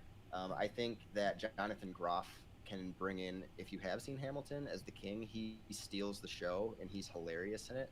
And so he's going to bring a ton of comedy. Like, he'll have, like, the Keanu Reeves scene type stuff. It'll always be my maybe. But what I mean about the comedy, like, yours sounds like it's throughout the entire movie. It's a straight-up comedy, and which is fine, and that's a way to go with it. I just am throwing it in there to where it's, instead of jokes that either hit or flop and it goes throughout the movie, which a lot of comedies do, and like some really hit, some really miss, I'm going for when they hit hard, because that's what that movie did more. Like and I think I cast actors that can do that, and kind of just more of a sweet tone, one that would get a lot of play for couples. I think would really enjoy this movie together, because you'd have kind of a romance angle, you'd have the comedy to go along with it. And yeah, this is more of a style. What style do you want to see for this movie, personally? All right. Here's my question. I have a question for each of you. Joe, my first question for you is: all I've seen on Twitter the last few days is people shitting on Justin Timberlake because of the Britney Spears documentary. I have not seen it. Tristan has, but it seems like he might be a piece of shit. Defend your choice of Justin Timberlake in your movie. I've been like sick for like 4 days. I haven't been on Twitter, but I have no idea what the controversy is. The Shia LaBeouf argument. All right. I'm gonna be honest, I have no idea what the so it's like I can't defend. Like I don't know what happened, so I don't really know. You put some light onto the controversy that I've seen around. Shed some light onto it. In the Britney Spears documentary that came on, the New York Times put it on Hulu about a week ago or so. It's basically a look into her early career and how it kind of fell apart. And they put at least some of the blame on Justin Timberlake for when they were together romantically and then broke up, and he kind of did like a media campaign shaming her, and it really increased the attention from paparazzi and increased the attention from a lot of like Perez Hilton types who were very invested in destroying this woman rather than attacking the man, and it was one of the big turning points of her career in the downfall. All right. Got it. And Bobby, my question for you is: why would a bunch of Nazis be watching a play put on by black people instead of just murdering all the black people? So, but that's the whole point of what I was saying. There's a lot of movies right now that are, and even Bridgerton, the show, is doing it. They're completely ignoring any of that. Like it's like it was diverse then, because you're then able to cast different people in the roles. Isn't that a problem when you're dealing with Nazis? I don't. Diversity an issue with Nazis? Not when you're doing a tone like this, I don't think. I think it works well to do it because you're like, you can. I don't know. Have you seen a lot of the movies and stuff that are doing that lately, or shows? It's kind of been a big trend, and it's even in cases like that, and in war and in things, and it just, you allow yourself to cast someone like Leslie Odom Jr., who's amazing, and I hope he gets more roles. And bring in someone like James Earl Jones to do more voiceover type stuff, like voicing as a narrator, which would be great, and Donald Glover. as well as Lea Salonga, who is an Asian actress, and I think that would be good. It's just that's more of a choice for. I think that's better for Hollywood at this point, and I don't really, with a comedy where you're going in this direction where it's not serious, it's not a drama, so you're not taking the Nazis as these dangerous things. It's more of more like, okay, they're dangerous, but you're not taking them as a threat to kill the main characters, because you know the type of movie you're in. That's what I mean. A threat within the movie to kill your actors, to kill your characters. I get what you're saying. It's Yes. I know. Can I make a quick defense of Justin Timberlake? Also Betty White is fantastic. So I mean, you can make one, but I have my decision. You don't really. All right. My thing that I was gonna make is, that's if you were gonna say, important. if it was something he did recently, like within last year, last month or something, then it'd be like, okay, that's a problem. But you're talking something that happened 20 years ago. He's 40 now. He was in like his late teens, early 20s then. He's like married. He's a different person. He's probably changed. I don't know if he's apologized or if he's been like, if he said like, oh yeah, what I did then was fine. But I'm gonna go out on a limb and say he's probably apologized for what he's did or condemned what he's did. So that's all I have to say. Yeah, my main question was I didn't know what the controversy was. So Tristan, I'm the one deciding on this one. What do you think here? I want to defend Bobby's casting a little bit, because Bridgerton does that, where they cast people regardless of the race. Queen They is just black. Yeah. Yeah, the queen is black. The main love interest is a black guy, and they don't really address it. And I think it works fine in that kind of a tone. I do think when you include Nazis, it all makes it a little weird that you're not addressing like the race of the cast. But I don't think it's that big of a deal. I'm not sure how Johnny feels about it. I like the diverse casting, so I do like that for Bobby's. Justin Timberlake, regardless, I think that Joe sounds like a really fun movie. It sounds like something that would be fun to watch once. But much like Popstar, I feel like I would get like half an hour into it and be like, okay, I feel like I got the joke already. Like, you don't need to make like 2 hours of the same joke. And I'm not sure how much it would work for me personally, so I'm not sure I would be super invested in Joe's movie. I'm leaning towards Bobby's here, but I'm glad I'm not making the final call, because I think Johnny's leaning a different direction than I am. But I'm leaning a little bit towards Bobby on this one. My name is Hamilton, and I'm here to say I'm gonna rap in a historical He doesn't way. rap. He doesn't rap in Here's my these things, just so you know. Here's my hot take Tuesday, because we're gonna maybe do these on TikTok. Hamilton sucks, and I don't want to deal with Hamilton in my movies, but I didn't let that really affect mine and Bobby's. My main thing with it is, I understand like casting things. Like, okay, if you're casting something for the 1800s England, and you cast black people in roles that were white people, but it's not something that really deals with race. Yeah, I think that's important. I think that's a way that Hollywood should go. If a character or a person is not defined by their race, you can cast anyone you want. But when you're dealing with Nazis, I think that changes things. Some of the most racist people in the world are the people that say, oh, I don't see color. No, it's important to see color. It's important to understand the struggle that minorities have gone through and kind of fight for that. So I think sometimes if you go the direction of just pretending that's not a thing is an issue. And when you're dealing with Nazis, that's a problem, because Nazis were obviously against black people. That Bobby's movie basically would take away a lot of the impact like Jesse Owens had in the 1936 Olympics. A black man winning the gold in front of Hitler was a huge deal and an important time in history, and something like that is lessened by forgetting race or just casting people, and just being like, yeah, well, the Nazis didn't care that they were black. No, I think that's a problem. So I'm leaning towards Joe. In more of a way, I think Joe's movie at least deals with more of the comedic aspects. I think you can kind of make that, a little more humorous situations, but also deal with some of the aspects of that and have people in situations that they are trying to, oh, I have to pretend to be a bad singer or these people might kill me. I think Joe's has maybe a little higher stakes while also being funnier. So I'd go see his. It's more of like the style of the Mel Brooks version, which is the more watchable version of this film. And that being said, I think, we have some live comments, so I'm going to go with kind of what they're saying. So Dune Slug, who already commented once, says, those are all songs I can see coming from Lonely Island, which I agree. I think Joe's music fits with his directors. I don't see Always Be My Maybe isn't a very down the middle, average rom com with a very funny Keanu Reeves scene. That's the only standout moment in that movie. I don't see him directing a good musical. And then Robert Perino says, "Joe, I'm getting allied." No, by the way, that's Robert. Yeah, that's Robert Perino. Okay, I was reading that name. I was like, oh shit, what's up, Robert? Yeah. Hey, Robert. He says, "Joe, I'm getting Allied meets the producers vibe," and I agree. I like Joe's reminds me more of a producer style movie with some more aspects thrown in. That's more of the movie that I'm more interested in, rather than Bobby's. Just feels like kind of a mesh of things that don't go well together. So I'm gonna go Joe on this one, and I don't know our score, but I think that ties it up. Yep. Now we're tied up 2-2. Yeah. All right, so we'll kind of get Keeping through it our close. next one's maybe a little quicker here because we're at 8:35. So, Bobby, you lost that one. What's our next movie? This is going to be intriguing. So let's see. I'm going to go with one of my shorter pitches, but one of the, I think, stronger takes on a movie I have, and that's going to be Bridge to Terabithia. And I'll go first. All right. Bridge to Terabithia came out in 2007.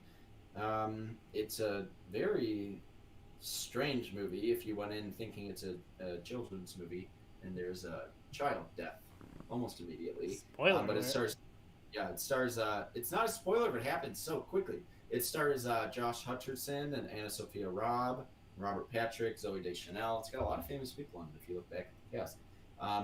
But a preteen's life turns upside down when he befriends a new girl in school, and they imagine a whole new fantasy world to escape reality. So that is the little IMDb description of the film. I'm interested to hear what you guys have to say about it. Yeah, so one of the problems with this movie when it came out is that it was marketed just as a straight-up kids movie, and then it does deal with, like, a child death in the movie and all that, and it's pretty traumatizing and parents complained. So I want to, instead of glossing over the fact that they were trying to make a very powerful statement, I want to put that in a context that makes sense. So I'm making this a Studio Ghibli movie, who deal with death and trauma a lot and deal with children handling that. And I think it can handle the fantasy very well. Because Miyazaki is retired, I'm not just going to say I'm bringing him out of retirement to do this. So I'm going to use Hiromasa Yanabayashi, who did When Marnie Was There, which was a very good Studio Ghibli movie. And then I'll get to my rule as I get to my cast. So my Leslie is going to be voiced, and this is the American voiced cast. They do it like Johnny did before. Is going to be Millie Bobby Brown. My Jesse is going to be Jacob Tremblay. And then my rule is that I'm going to use a character made famous by Helena Bonham Carter. And that's because when they create their the Terabithia world, the character in that world that they use as kind of a surrogate to do their magic and do their wishes is going to be her fairy godmother from Cinderella. So she's going to be their fairy godmother who is in charge of this world, who helps them create it. So it's someone that they can actually interact with in the world.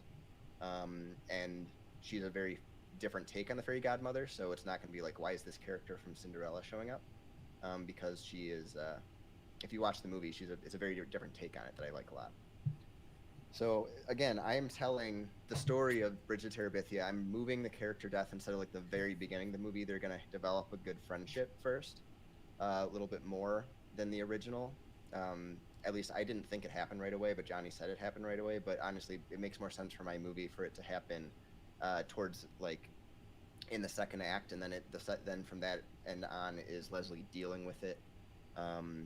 And yeah, so I want to still tell the story. It's important for kids to know about death, and that it's gonna also show, it's gonna overemphasize like a lot of Studio Ghibli stuff does, the like bullying and things that happen in school to make them feel lonely, like they have to go create this fantasy world. But the moral of the story kind of is that you can't just escape to it, which is a lot of morals that they show, and you have to deal with reality. So I think that the visuals will be fantastic in Terabithia, because that's what Studio Ghibli does amazingly, and they do tell these stories well. So that's what I'm going for. Very interesting. Not what I expected from this, but I'm into it. So, Joe, what do you got for us? All right, so this was like the hardest movie I've ever had to write a pitch for, because basically the 2007 movie was considered a good adaptation of the book, and it's, you know, widely critically praised, and it's recent, so it was hard. So this is what I did. I used the rule of casting the nominees and director from the 87th Academy Awards. So my director is Wes Anderson. My Jess Aarons is Noah Jupe. My Leslie Burke is Millie Davis from Wonder and Good Boys. And then his little sister, Maybelle Aarons, is Brooklyn Prince from The Turning and The Florida Project. And then you have his dad, Jack Aarons, is played by Edward Norton, who was nominated for Birdman. You have Mary Aarons, his mom, going to be played by Felicity Jones, who was nominated for The Theory of Everything. You have their teacher, Miss Edmonds, played by Emma Stone, who was nominated for Birdman. And then you have Leslie's dad, Bill, played by Steve Carell, who was nominated for Foxcatcher. And then I said the 2007 movie was loved by critics and fans, and it's considered a very faithful adaptation of the book, and was even written by the author's son. So I really didn't want to change the story too much. I more wanted to change the look and tone. All of the creatures are going to be done with practical effects, puppets, stop-motion animation, and miniatures, which I feel fits Wes Anderson's style. When they're in the real world, the tone is going to be similar to Moonrise Kingdom. When they go to Terabithia, it's going to look like the Life Aquatic. One story change I would make is I have the creatures of Terabithia be actual more characters with thoughts and feelings that reflect the real world more. Jess's mean dad is represented by a monster. His annoying sisters are annoying little fairies that follow him around. The school bullies are large trolls. And when they learn to defeat the bad creatures in Terabithia, they use those same skills to beat the people in the real world. When he sees the monster isn't mean, but is just trying to protect Jess, that is why he won't let him go to certain areas. He realizes his father is doing the same thing. When Jess and Leslie play with the fairies, Jess does the same with his sisters, and he realizes they annoy him because they look up to him and want to spend time with him. When Leslie and Jess stand up to the trolls leave them alone, so they do the same to the bullies. The movie has the same twist ending as the book and movie, and that aspect plays out very much the same. And that is my pitch. All right.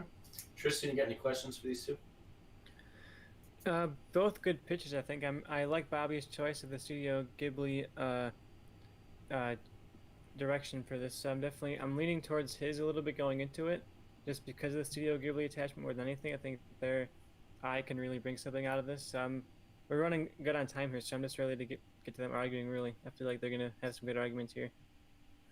Yeah, I kind of just want Bobby to address with it, because we'll give you a few minutes on this argument. Address to me why I get that your movie, you're casting it like it's the American voices like they do in Studio Ghibli, but why would the original like Japanese version have the Helena Bonham Carter character in that? I get that's your rule you have to use, but it doesn't seem to fit at all. So just defend that for me, and that's probably the only question I have for either pitch. Yeah, I mean, if you want to contextualize it in a way that would make sense for her to be in it, you can. That is a movie that kids watch that they would picture her granting their wishes. So that movie, that Cinderella exists in this world, and they have watched it, and that is how that character manifests when they go to their imaginary world, and it's kind of the magic that they're using. So it would make sense to bring kind of a big character in, like the fairy godmother, because that would be how they would manifest in their heads, like, how is this magic happening? How are we creating this world? And then also someone that can guide them as a parent figure in there that they're kind of defaulting to get advice and interact with. So I think that, to me, it makes sense personally. So I don't see too much of an issue in either the Japanese or the American versions. But see, my problem with like having the fairy godmother characters, I feel like, one, it kind of undercuts the fact that it's their imagination. Like, yeah, even if they create her in their head, but she then goes to create everything else like via them, I feel like it kind of undercuts the fact that it's their imagination. And two, I feel like the fairy godmother being from another property, again, it like takes away from their imagination. And why would they need a guide in that world when all of that world was created from their imagination? I feel like just having the fairy godmother in this story kind of takes out a lot of it. And I also don't know if like, because Studio Ghibli does a lot of like, isn't all of their work is mostly like inspired by Japanese stories and inspired by other Japanese things. And I feel like the fairy godmother is very much like a Western thing, and I don't know if it really fits with like what Studio Ghibli does or their works to have a like fully like Western character in their movie. Yeah, and I don't want to go back and forth too much on it, but just my defense of that is, again, it's still them creating the world, but they need, like, the whole reason, and a lot of times in Studio Ghibli movies, that people are escaping into a fantasy world is getting something they're not getting in the real world. And one of those things in these characters in this movie are parental figures that are paying attention to them and are, doing what they think would be right for them. So if that's kind of the figure in here, and they are describing exactly what they want. So the only difference is when they say exactly what they want, she's the one waving the wand, but she's able to give advice. So that's all I want to get into with that, because I also, with your rule choice, and as far as the way you went with your movie, like you said, it was a very,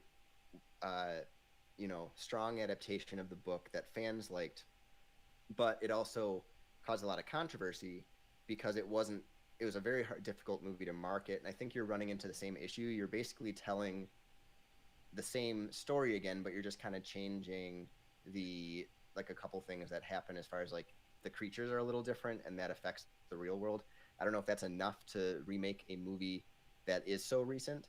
If you're going to remake a movie that's only, 13, 14 years old, that was done well and not a bad, because if you take a bad movie and remake it, that's a good way to go.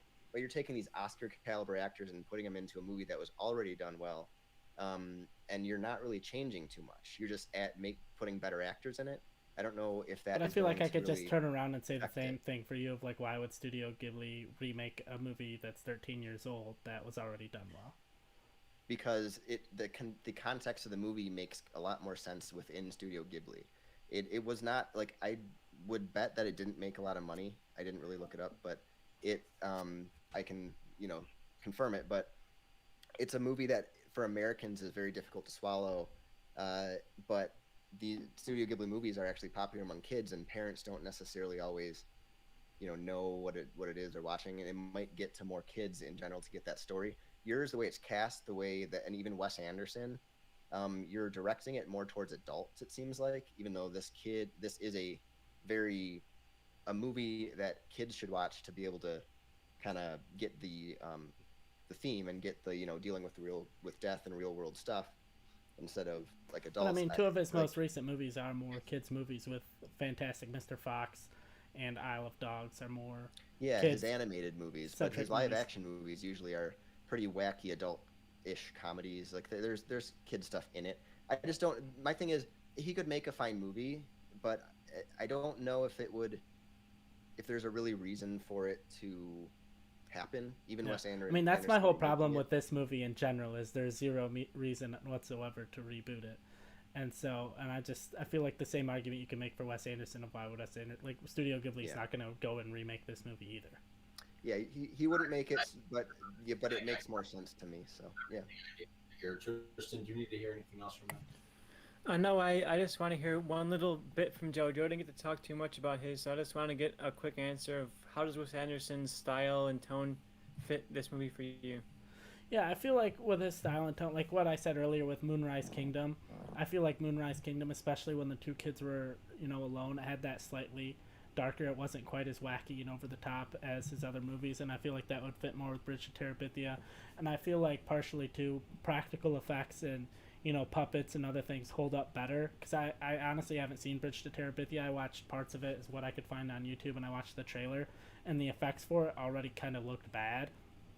And so I feel like that's more what Wes Anderson would do, and I feel like that would fit more, and it would look better, and it would age better than the version we have now. And I think it would be an interesting take on that story. All right. So I'm the one who chose this one, so sorry about that, guys. But Tristan, what are your thoughts? I might need some swing here. I like Joe's Wes Anderson pick. I think we've debated Wes Anderson a lot on the show, and I think sometimes he fits, sometimes he really doesn't. But I think this is one where I think he can kind of fit. I think his kind of family whimsical kind of tone could fit pretty well for this story and this audience that I think Joe is going for. Because Bobby called Wes Anderson an adult director, and I think sometimes he is. But I think what makes a lot of his movies appealing is that they have some mass appeal. They're not very adult, and their themes are kind of have family appeal, at least for some of his recent ones. So I like the Wes Anderson pick. I also like the Ghibli pick, though. I think Ghibli's themes can get into the darkness and the depth of Bridge to Terabithia in a way that I'm not totally sure Wes Anderson would be able to pull off, maybe. I think Ghibli could give an excuse to remake this semi-recent movie in their totally unique style. They could make it something of their own. So I think they are the one option that kind of negates that, oh, it's a recent good movie, or they remake it. And I think Ghibli would maybe remake it because they have such a unique eye that they can make it their own thing. So I'm definitely still split. It's a hard call to make. I think I'm leaning a little bit towards Joe because I like Wes Anderson as the pick. But it's hard for me. I'm glad I didn't pick this one because I'm not going to have to make the final call. But Joe is my slight victor at this point. Yeah, it's tough because I do think while maybe on surface level, neither of your picks really fit a remake of this movie. I think you both argued well why your style fits. You both did a good job defending that because originally when I heard Wes Anderson, I was like, well, that doesn't fit this movie. And when I heard Studio Ghibli, I was like, I can maybe see it, but then I don't. So my thing with it is this: I would have liked Bobby's pitch a little more if it dealt more with more of an ambiguous, like, did they really go into this world or not, kind of like a Spirited Away. I think actually entering like a fantasy world after dealing with loss and kind of learning to live with that and be strong characters fits more for the Studio Ghibli than anything to do with the fairy godmother and imagination aspect that yours kind of goes for. And while I didn't think Wes Anderson was maybe a great fit for this originally, I liked Joe's description of the style, like look-wise, is like a Steve Zissou, and he has a lot of interesting little creatures practically underwater. I think that can fit a fantasy world. And the Royal Tenenbaums does a great job having characters that have dealt with loss, like Ben Stiller's character having his wife killed in that, and Luke Wilson's character trying to commit suicide. While those are maybe not the most child-friendly aspects, I think Bridge to Terabithia is a better sold movie to teenagers or preteens that can kind of be past that stage of watching Mufasa die in Lion King, but still need a movie that kind of shows loss and how to deal with that. So I like Joe's Wes Anderson. He convinced me well on why that fit. So I also give the slight edge to Joe, even though this one was very close. But I'm going to go with Joe on this one. So that brings Joe to 3-2. Bobby, you need a win here to tie it up. All right, I'm putting myself in a predicament because like I need this win, but do I want to end with a shorter pitch or not? But you know what? I need this one. Let's go with kind of a longer pitch for me. Let's go with Psycho 2, and I'll go first. All right, Psycho 2, directed by Richard Franklin, starred Anthony Perkins returning for the sequel, as well as Vera Miles and Meg Tilly. And IMDb describes it. Yeah, this was, if you couldn't tell whose pick this was, I might have given it away. So, after 22 years of psychiatric care, Norman Bates attempts to return to a life of solitude, but the specters of his crimes and his mother continue to haunt him. I'm very interested to see what you guys do with this. Psycho switches back and forth for me with Jaws is my favorite movie ever made. And I wish better sequels were made to it because I think he could have done something interesting. So I'm curious to see what you did. So sell me on Psycho 2. All right, so I'll just get right to it. My rule is I used the nominees of the 87th Academy Awards. My director is going to be Bennett Miller, who did Foxcatcher. And I picked a writer for this as well, which is going to be Dan Gilroy, who did Nightcrawler, and nominated for that. Both of these movies focused on kind of creepy characters and had very good central performances, which is what I kind of want to get out of this. My Norman Bates is going to be played by Edward Norton, who Joe cast in his movie. My Dr. Adam Claiborne, who is going to be the psychiatrist, is going to be played by Michael Keaton. My Lila Loomis is going to be played by Rosamund Pike. Emma Spool, who's going to own a diner that he works in, is going to be played by Laura Dern. And my Mary in the movie, a waitress, is going to be played by Emma Stone.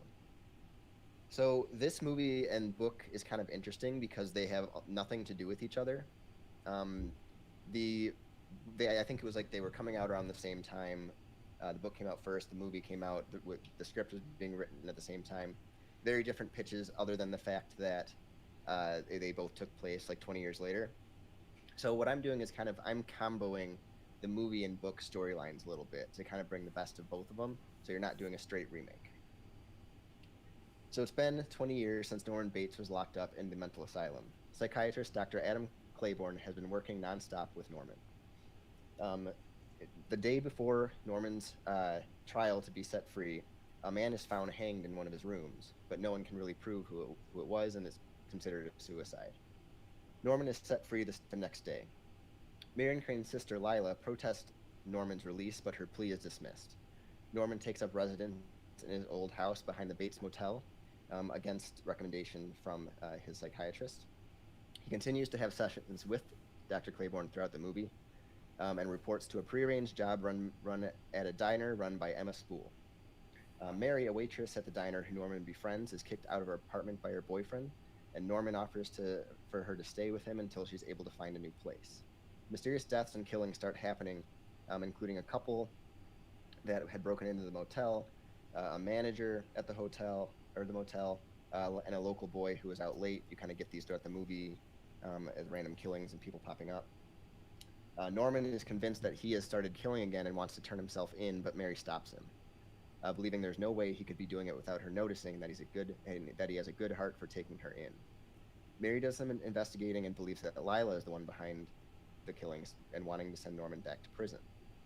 Norman starts helping with the investigation, and they confront Lila, where she freaks out from seeing Norman and denies it. One day, Norman goes to the basement of his house, and he horrifyingly finds the corpse of his mother, clearly exhumed from the grave. This drives Norman into a panic attack, and he sprints upstairs, only to see someone in woman's clothing and a knife outside near the house. He goes outside to confront the person. "Lila," he yells. The figure turns around, and it's his psychiatrist, Dr. Adam Claiborne, who is behind the killings. He had planned to become famous for curing Norman, and that failed when he did not get any recognition, and all the attention went back to Norman for being set free. He also became insane and driven mad by working with Norman for that long. So he wants to send Norman back to prison because you kind of get a explanation that he made Norman had strangled the prisoner earlier, and the doctor made it look like a suicide to get him set free. So knowing that he's not fully cured, he wants to send him back to prison. This leads to a fight where Norman takes control of the knife, eventually stabbing Claiborne to death. The camera cuts, and then Norman stands up, wearing the woman's clothing Dr. Claiborne had on. Grabbing the knife and entering the house on a one-shot, he slowly walks through the house into the bathroom where Mary is showering. He raises the knife, opens the curtain, cuts to black. All right. I really like that. I have a couple of questions. So, Joe, what do you got for me? Well, it's going to be interesting because we definitely used the same rule on the last one. So, my director is David Lynch. And so I made this a David Lynch movie. That's my rule. For Norman Bates, I cast Nicholas Hoult from The Favorite, Mad Max Fury Road, and Warm Bodies. And then a character in my movie, Sam, I cast Kyle MacLachlan, who's a famous typical David Lynch actor. So it's 1965. 5 years after the events of Psycho, Norman Bates is in the maximum security wing of a psychiatric hospital with his roommate Sam.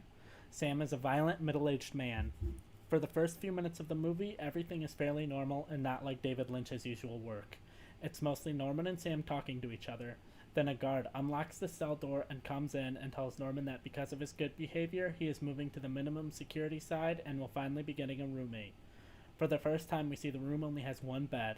Through conversation, it is revealed that Sam isn't real and is actually Norman's abusive father and the first person Norman killed. I don't know what that was, but the only constant narrative throughout the movie is Norman planning his escape. We see Norman talking with people, but we never know who is real or fake. There are scenes of Norman walking outside, but it's never clear if these are daydreams or memories. Eventually, Norman causes a fire, puts on a guard's uniform, and strolls out of the facility with the fire trucks. However, we are not sure if this is real either. It's the first Prison Break movie where you don't want to see the person succeed, and you're not even sure if they truly have. It's basically One Flew Over the Cuckoo's Nest meets Bronson, directed by David Lynch. And that's my pitch. Okay. Interesting. Here's my question for both of you before I get to Tristan on this. Will your movies be, because both of yours seem to be, while Joe's is like while Bates is in prison and Bobby's is 20 years after he's released. Joe, you start, but what year is your film taking place? Is it going to be 60s-ish? Yeah, like I said the original 1965. Yeah, 1965. And Bobby, is yours going to be 1980? 20 years after the original? Mine is 20. It's set as if it was 20 years after that happened. So okay, so neither of you are doing like the modern take like Bates Motel, the show did. No. You're doing 20 years like, or direct, like basically more of a direct sequel to the original. All right. Okay. Tristan, you got any questions for him? Yeah, I have a couple of questions. I want to start with Bobby. One of the parts of the original sequel that is kind of interesting is that Norman continues to have hallucinations of his mother kind of throughout the movie. Do you have any hallucinations at all throughout yours? So I know he's back in the old hotel, he's back in the old town. Is there any kind of hallucinations of people of the past? He does get hallucinations, and it's because the whole movie, kind of the mystery, you're supposed to not know exactly, is it Norman? Is it Lila, or is it someone else kind of deal? And it points you in a lot of those directions. So Norman, you kind of are suspicious of him because of the suicide in the beginning, thinking that's probably him, or at least like it could be. So when he has these kind of flashes and sees his mother, it kind of, again, to the audience, it's like he's still not there. Like, something's wrong. So he definitely sees his mother in certain situations, like working at the diner, where he's like taking an order and one of them is the mother, and then it kind of snaps him into a weird thing until it goes away type stuff, kind of like WandaVision, where she sees like a certain character dead and then turns away and it's someone else, like that type of stuff. All right. And I have a question for Joe too. The original movie, the sequel, has a lot of like Friday the 13th level slasher killings, and then Bobby kind of attributes that in his too by having some slasher kind of killings in the movie, and yours sounds like it doesn't have any of that kind of slasher genre elements. I'm not necessarily bagging on that for you, but I want to hear your rationale for changing the genre and not making this a slasher movie. I mean, one of the main reasons is when that came out, the slasher genre was big, and I feel like that's kind of not what horror movies are right now. That's not what the type of horror movies that are being made. And I just felt like a more psychological, like getting in the mind of this, one of the most famous fictional killers of all time, famous fictional crazy people of all time. And so I just more went that route, because I feel like that's almost, not that like David Lynch does, like this is the popular, I'm gonna do that, but I just felt both things fit together well. And I'm not saying he's like not murdering anybody in this movie, but I wouldn't describe my movie as a slasher either. Yeah, I like both of those answers. I'm just excited to hear them argue it out. It's a great, both of the pictures are great. I think we're towards the end, but it's one of the better movies of the night for me. Yeah, it is. But we are running a little long, so we're gonna go 5 minutes on this one. I'm gonna give you till 9:10. Then I'm gonna cut it short. So fight for your movies and defend why yours is better.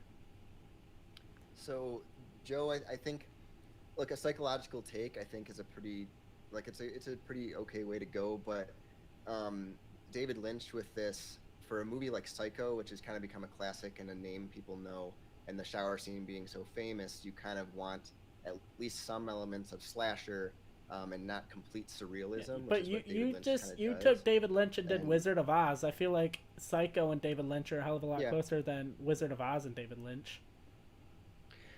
Right, but I mean, not necessarily to me, but basically what I want to say is mine has a lot of elements of yours as far as not knowing quite if he is doing this or not whether it's real, but whether he's doing what's happening or not.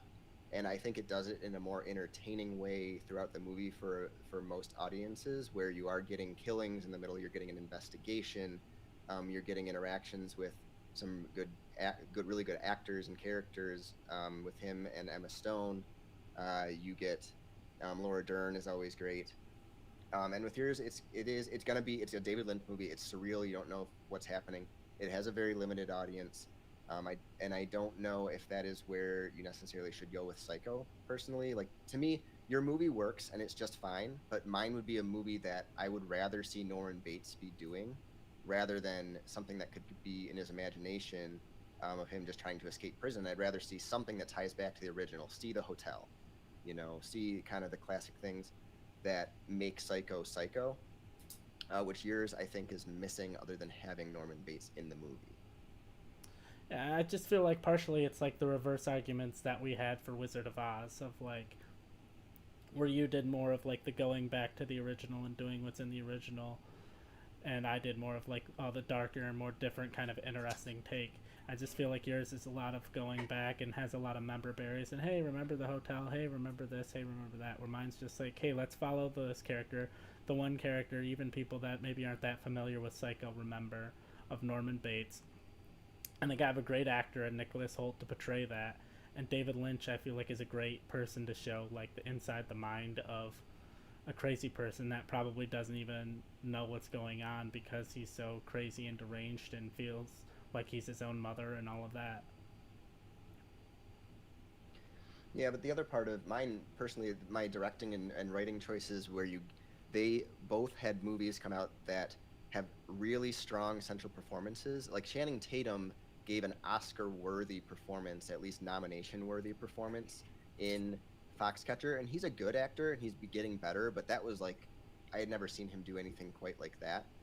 So using that direction and the writing that would be with something like Nightcrawler to go into it, to me, like, that gave Jake Gyllenhaal that deep and great performance. I think that would give Norman a lot to work with. You'd get a lot, like, you would still have the deep kind of themes and meanings and stuff that yours might be trying to go for with the surrealism, is it real, but in a way that's a little bit more consumable, but also still a good horror movie, and follow up to Psycho. And I just feel like with mine, like, it'd be more just, I feel like yours essentially with like the tone and everything is just too much of the same, where mine is like, hey, let's do something different and interesting with this take of, like, we've seen there was a bunch of Psycho sequels and none of them were that great. Like, yours might be good, might be bad, who knows, but it just feels like, hey, let's take these two things, this book that people didn't care about and this movie that wasn't good, and mash them together. And I said, let's just do a completely different new direction, something people haven't seen before. But mine still turned it into a very different story, different ending, where you don't really know exactly what's coming. You also, by the way, Michael Keaton, interacting with him, with Edward Norton and Michael Keaton throughout the movie, basically it comes down to this. I think they're both interesting takes. Like, I think your movie's interesting and a take on it. But mine would be personally more watchable for me and for, I think, a lot of people, but still throw in a lot of the themes that you're going for, without trying to make it complete surrealism and like complete David Lynch style, with this character. And I just would rather see a mystery, a thriller with some slasher elements in there, and with a lot of great actors that would give great central performances because of the my director and writing choice. And I just think my movie could lead to like some really interesting, good discussions, and I think those lead to the best movies where people are talking about, like, because your movie, once you get to the end, everything's kind of explained and you kind of understand what's going on, where with my movie, people could be talking for decades of like, oh, was this person real, was this person someone else, maybe was this, did this conversation lead to that conversation? Was he the one that murdered this person, or someone else could be like, oh, this background character was the person that murdered them. I just feel like it'd be. The problem is with yours though, you're already following someone who's known to be insane, so the fact of whether he did it or not, like everyone's just probably gonna figure he. But he's still also just in the middle of a crazy, psychiatric hospital, so it's not. So it's like he's still surrounded by all types of crazy people. Yeah, but I feel like your movie makes more sense if this was not Psycho, and he was someone who started out. Maybe you don't know if he's crazy or not, and becomes it throughout the movie, rather than someone who you already know is insane from Psycho and has a split personality, who, like, it's initiated. That's the starting point. Yeah. You know that.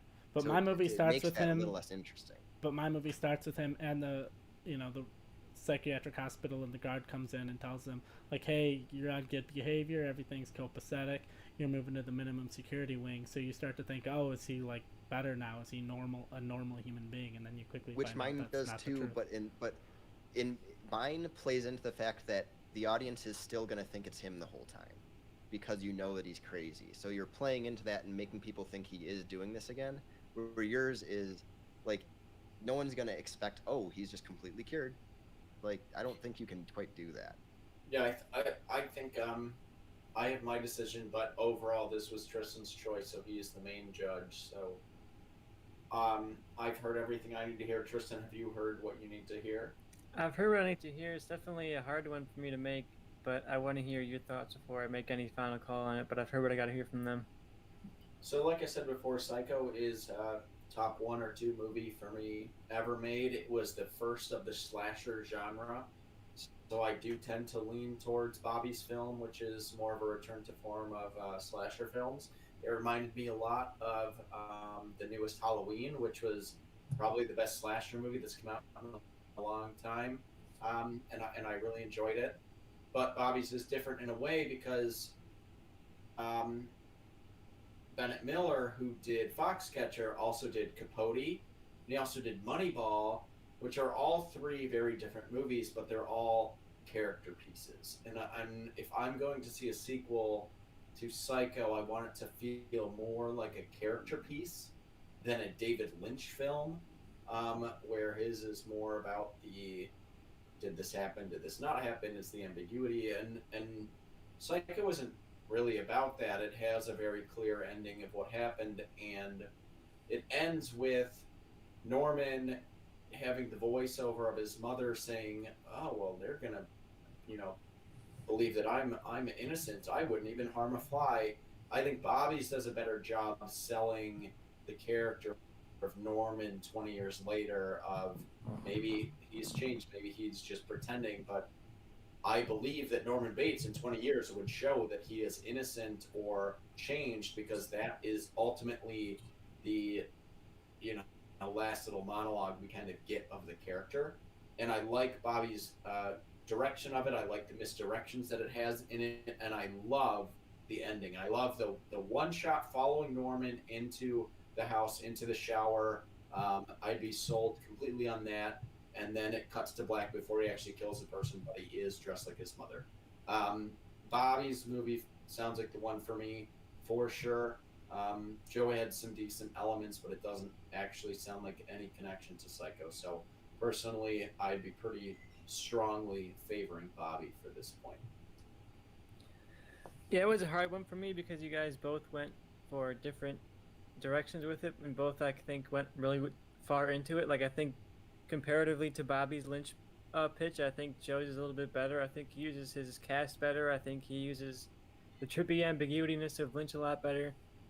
But I kind of agree with Bobby and Johnny in that I don't think that necessarily fits in Psycho. I think that level of ambiguity isn't something that was in the original Psycho. Like, there's the one twist, you're kind of seeing the mother, but it's not really her, but they're not necessarily lying to you, and I think if Joe wants his movie to be, is he cured, is he not, they don't have the very first scene of the movie be him seeing somebody who's not there and talking to somebody who's not there. So I feel like you go into the whole entire movie already knowing that this guy is crazy, this guy is not seeing what's real. So I think if you started out without giving it away, and we're spending the movie a little bit more ambiguous of it, is he cured or is he not, I'd be more into Joe's. But I think the fact that you give it away in the opening scene that this guy is crazy you're not necessarily going to have me on edge. You know, I'm not going to be wondering, is this guy crazy or is he not crazy? Because I already know that he's crazy from the opening scene. And maybe if it was a little bit further in the future, like Bobby's is, 20 years later, similar to the first one. So I think you have more of a chance for that character to grow and change. But I think just 5 years later, and he's still seeing people that aren't there from scene one, I'm not buying into the ambiguity of that. So for me, I went with Bobby's. I think paying back to the slasher genre is a little bit of a plus. I think that Joe got lynched down well, but I just don't know if this is the right move for him. And I think Bobby, I would get shivers seeing the hotel again, seeing the house again. It might be memory berries, but I think it works this many years later compared to the first one. So I'm going with Bobby on this. It just feels more in character with the original movie, the original sequel, and just something a bit more watchable than a Lynch cycle movie might be. All right, so guys, that ties it up. Yeah. Going into Game 7, which Joe and Bobby are both very familiar with. So we got our last movie, and going into it, this was the movie that Tristan and I chose together, so we will be interesting how this worked out. This is the movie Tristan and I will both be deciding on together. Okay, well, I'm going to step away really quick and be right back. You can read I don't know if there's any comments or just, No, there hasn't the been. description of the movie. Okay, I'll be back in just a second.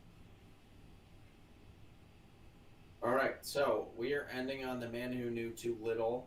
Joe, did you say, are you going first or is Bobby? Bobby can go first. All right, so The Man Who Knew Too Little is obviously a play on The Man Who Knew Too Much, which Tristan and I both had to pitch movies for last week. This stars the greatest person to ever be alive, Bill Murray, and it also has Alfred Molina and Peter Gallagher, Joanne Whalley, and this is the IMDb description.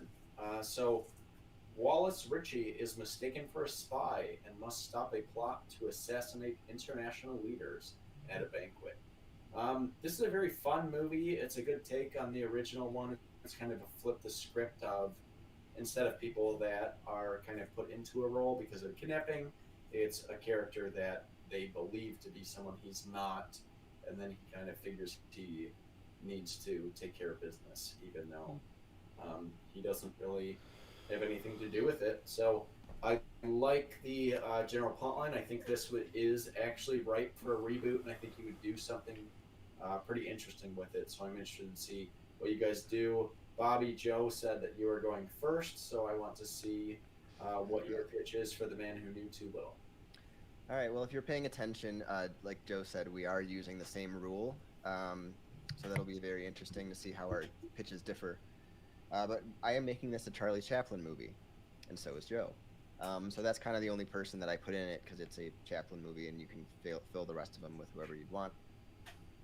But I'm going to recontextualize it to where Charlie Chaplin's character is visiting his brother in Europe, and it is basically, instead of a spy like kind of situation with that, it's going to deal with Nazis, and they are actually trying to assassinate an important person there, and that is the thing that Charlie Chaplin gets caught up in, and that's kind of something that Charlie Chaplin kind of dealt with in a lot of his movies, in some of his movies at least. So I'm going to have, it's basically, I think this is ripe for Charlie Chaplin's physical comedy, and you can have a lot of scenes of him like dodging bullets because he is, he thinks it's an improv theater, and he is like overconfident. You get the overconfident Charlie Chaplin with a lot of physical kind of, pratfalls, comedies type of stuff that he's very good at, and also tell a story about, war at the time, and try to make fun of the Nazis, which is something that was done very well, and that he did very well,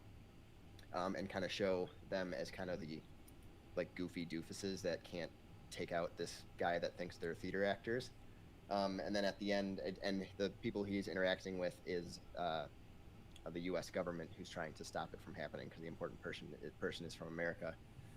So at the end, they asked him to join them as an undercover soldier, and he basically thinks that's what they're calling the actors, who he agrees, kind of similar to the first one.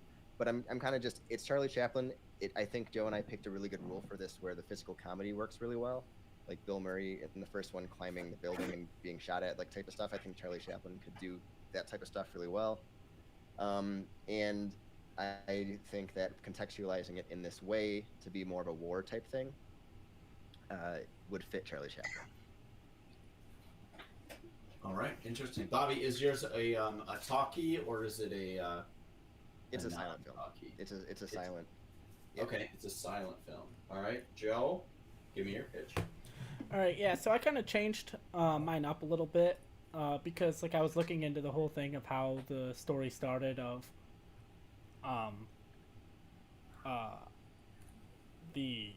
there were these basically like the live plays that you could interact with were a big thing in the 80s, and obviously this wasn't really a thing in the like late 30s, so I kind of wanted to change how he got swept up into it a little bit.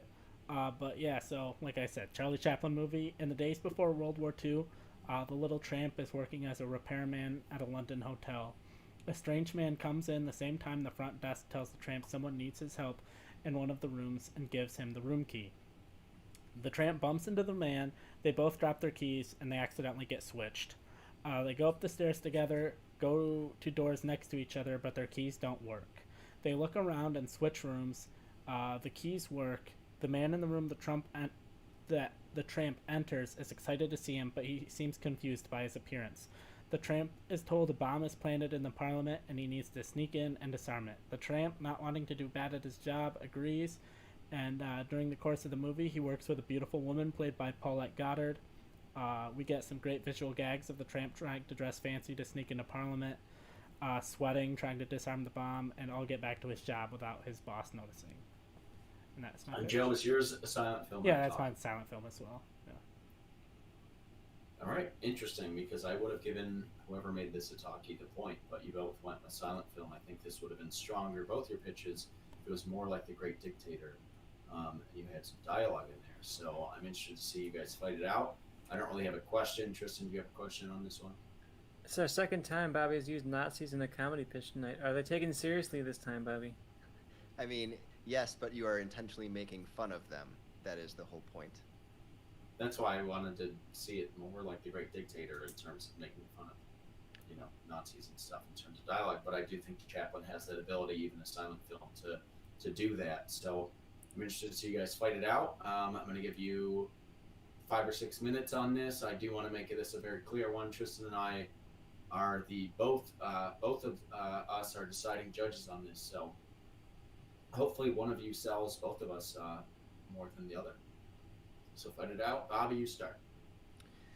Yeah, like you mentioned, and I want to defend first off. I mean, the defense. I mean, we both didn't make it a talkie, but I just think you don't need a big speech or dialogue. Like the concept is easy enough to this is why he's in the situation, and it's a very physical story to tell of him, getting caught up in this and all the physical gags, and by showing the Nazis as not being able to take out this guy who is, not a soldier, not a spy, not a whatever, kind of gets the point across of what you're trying to do for the movie.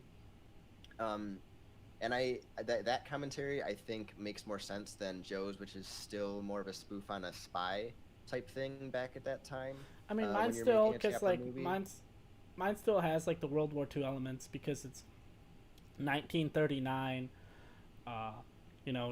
Because what I had in my brain in my head, it was the Germans who were planning the bomb and basically, trying to take England out before they were even a threat in the war. Is kind of what my thought was, because there was still the rise of Germany, and so I feel like that plot line would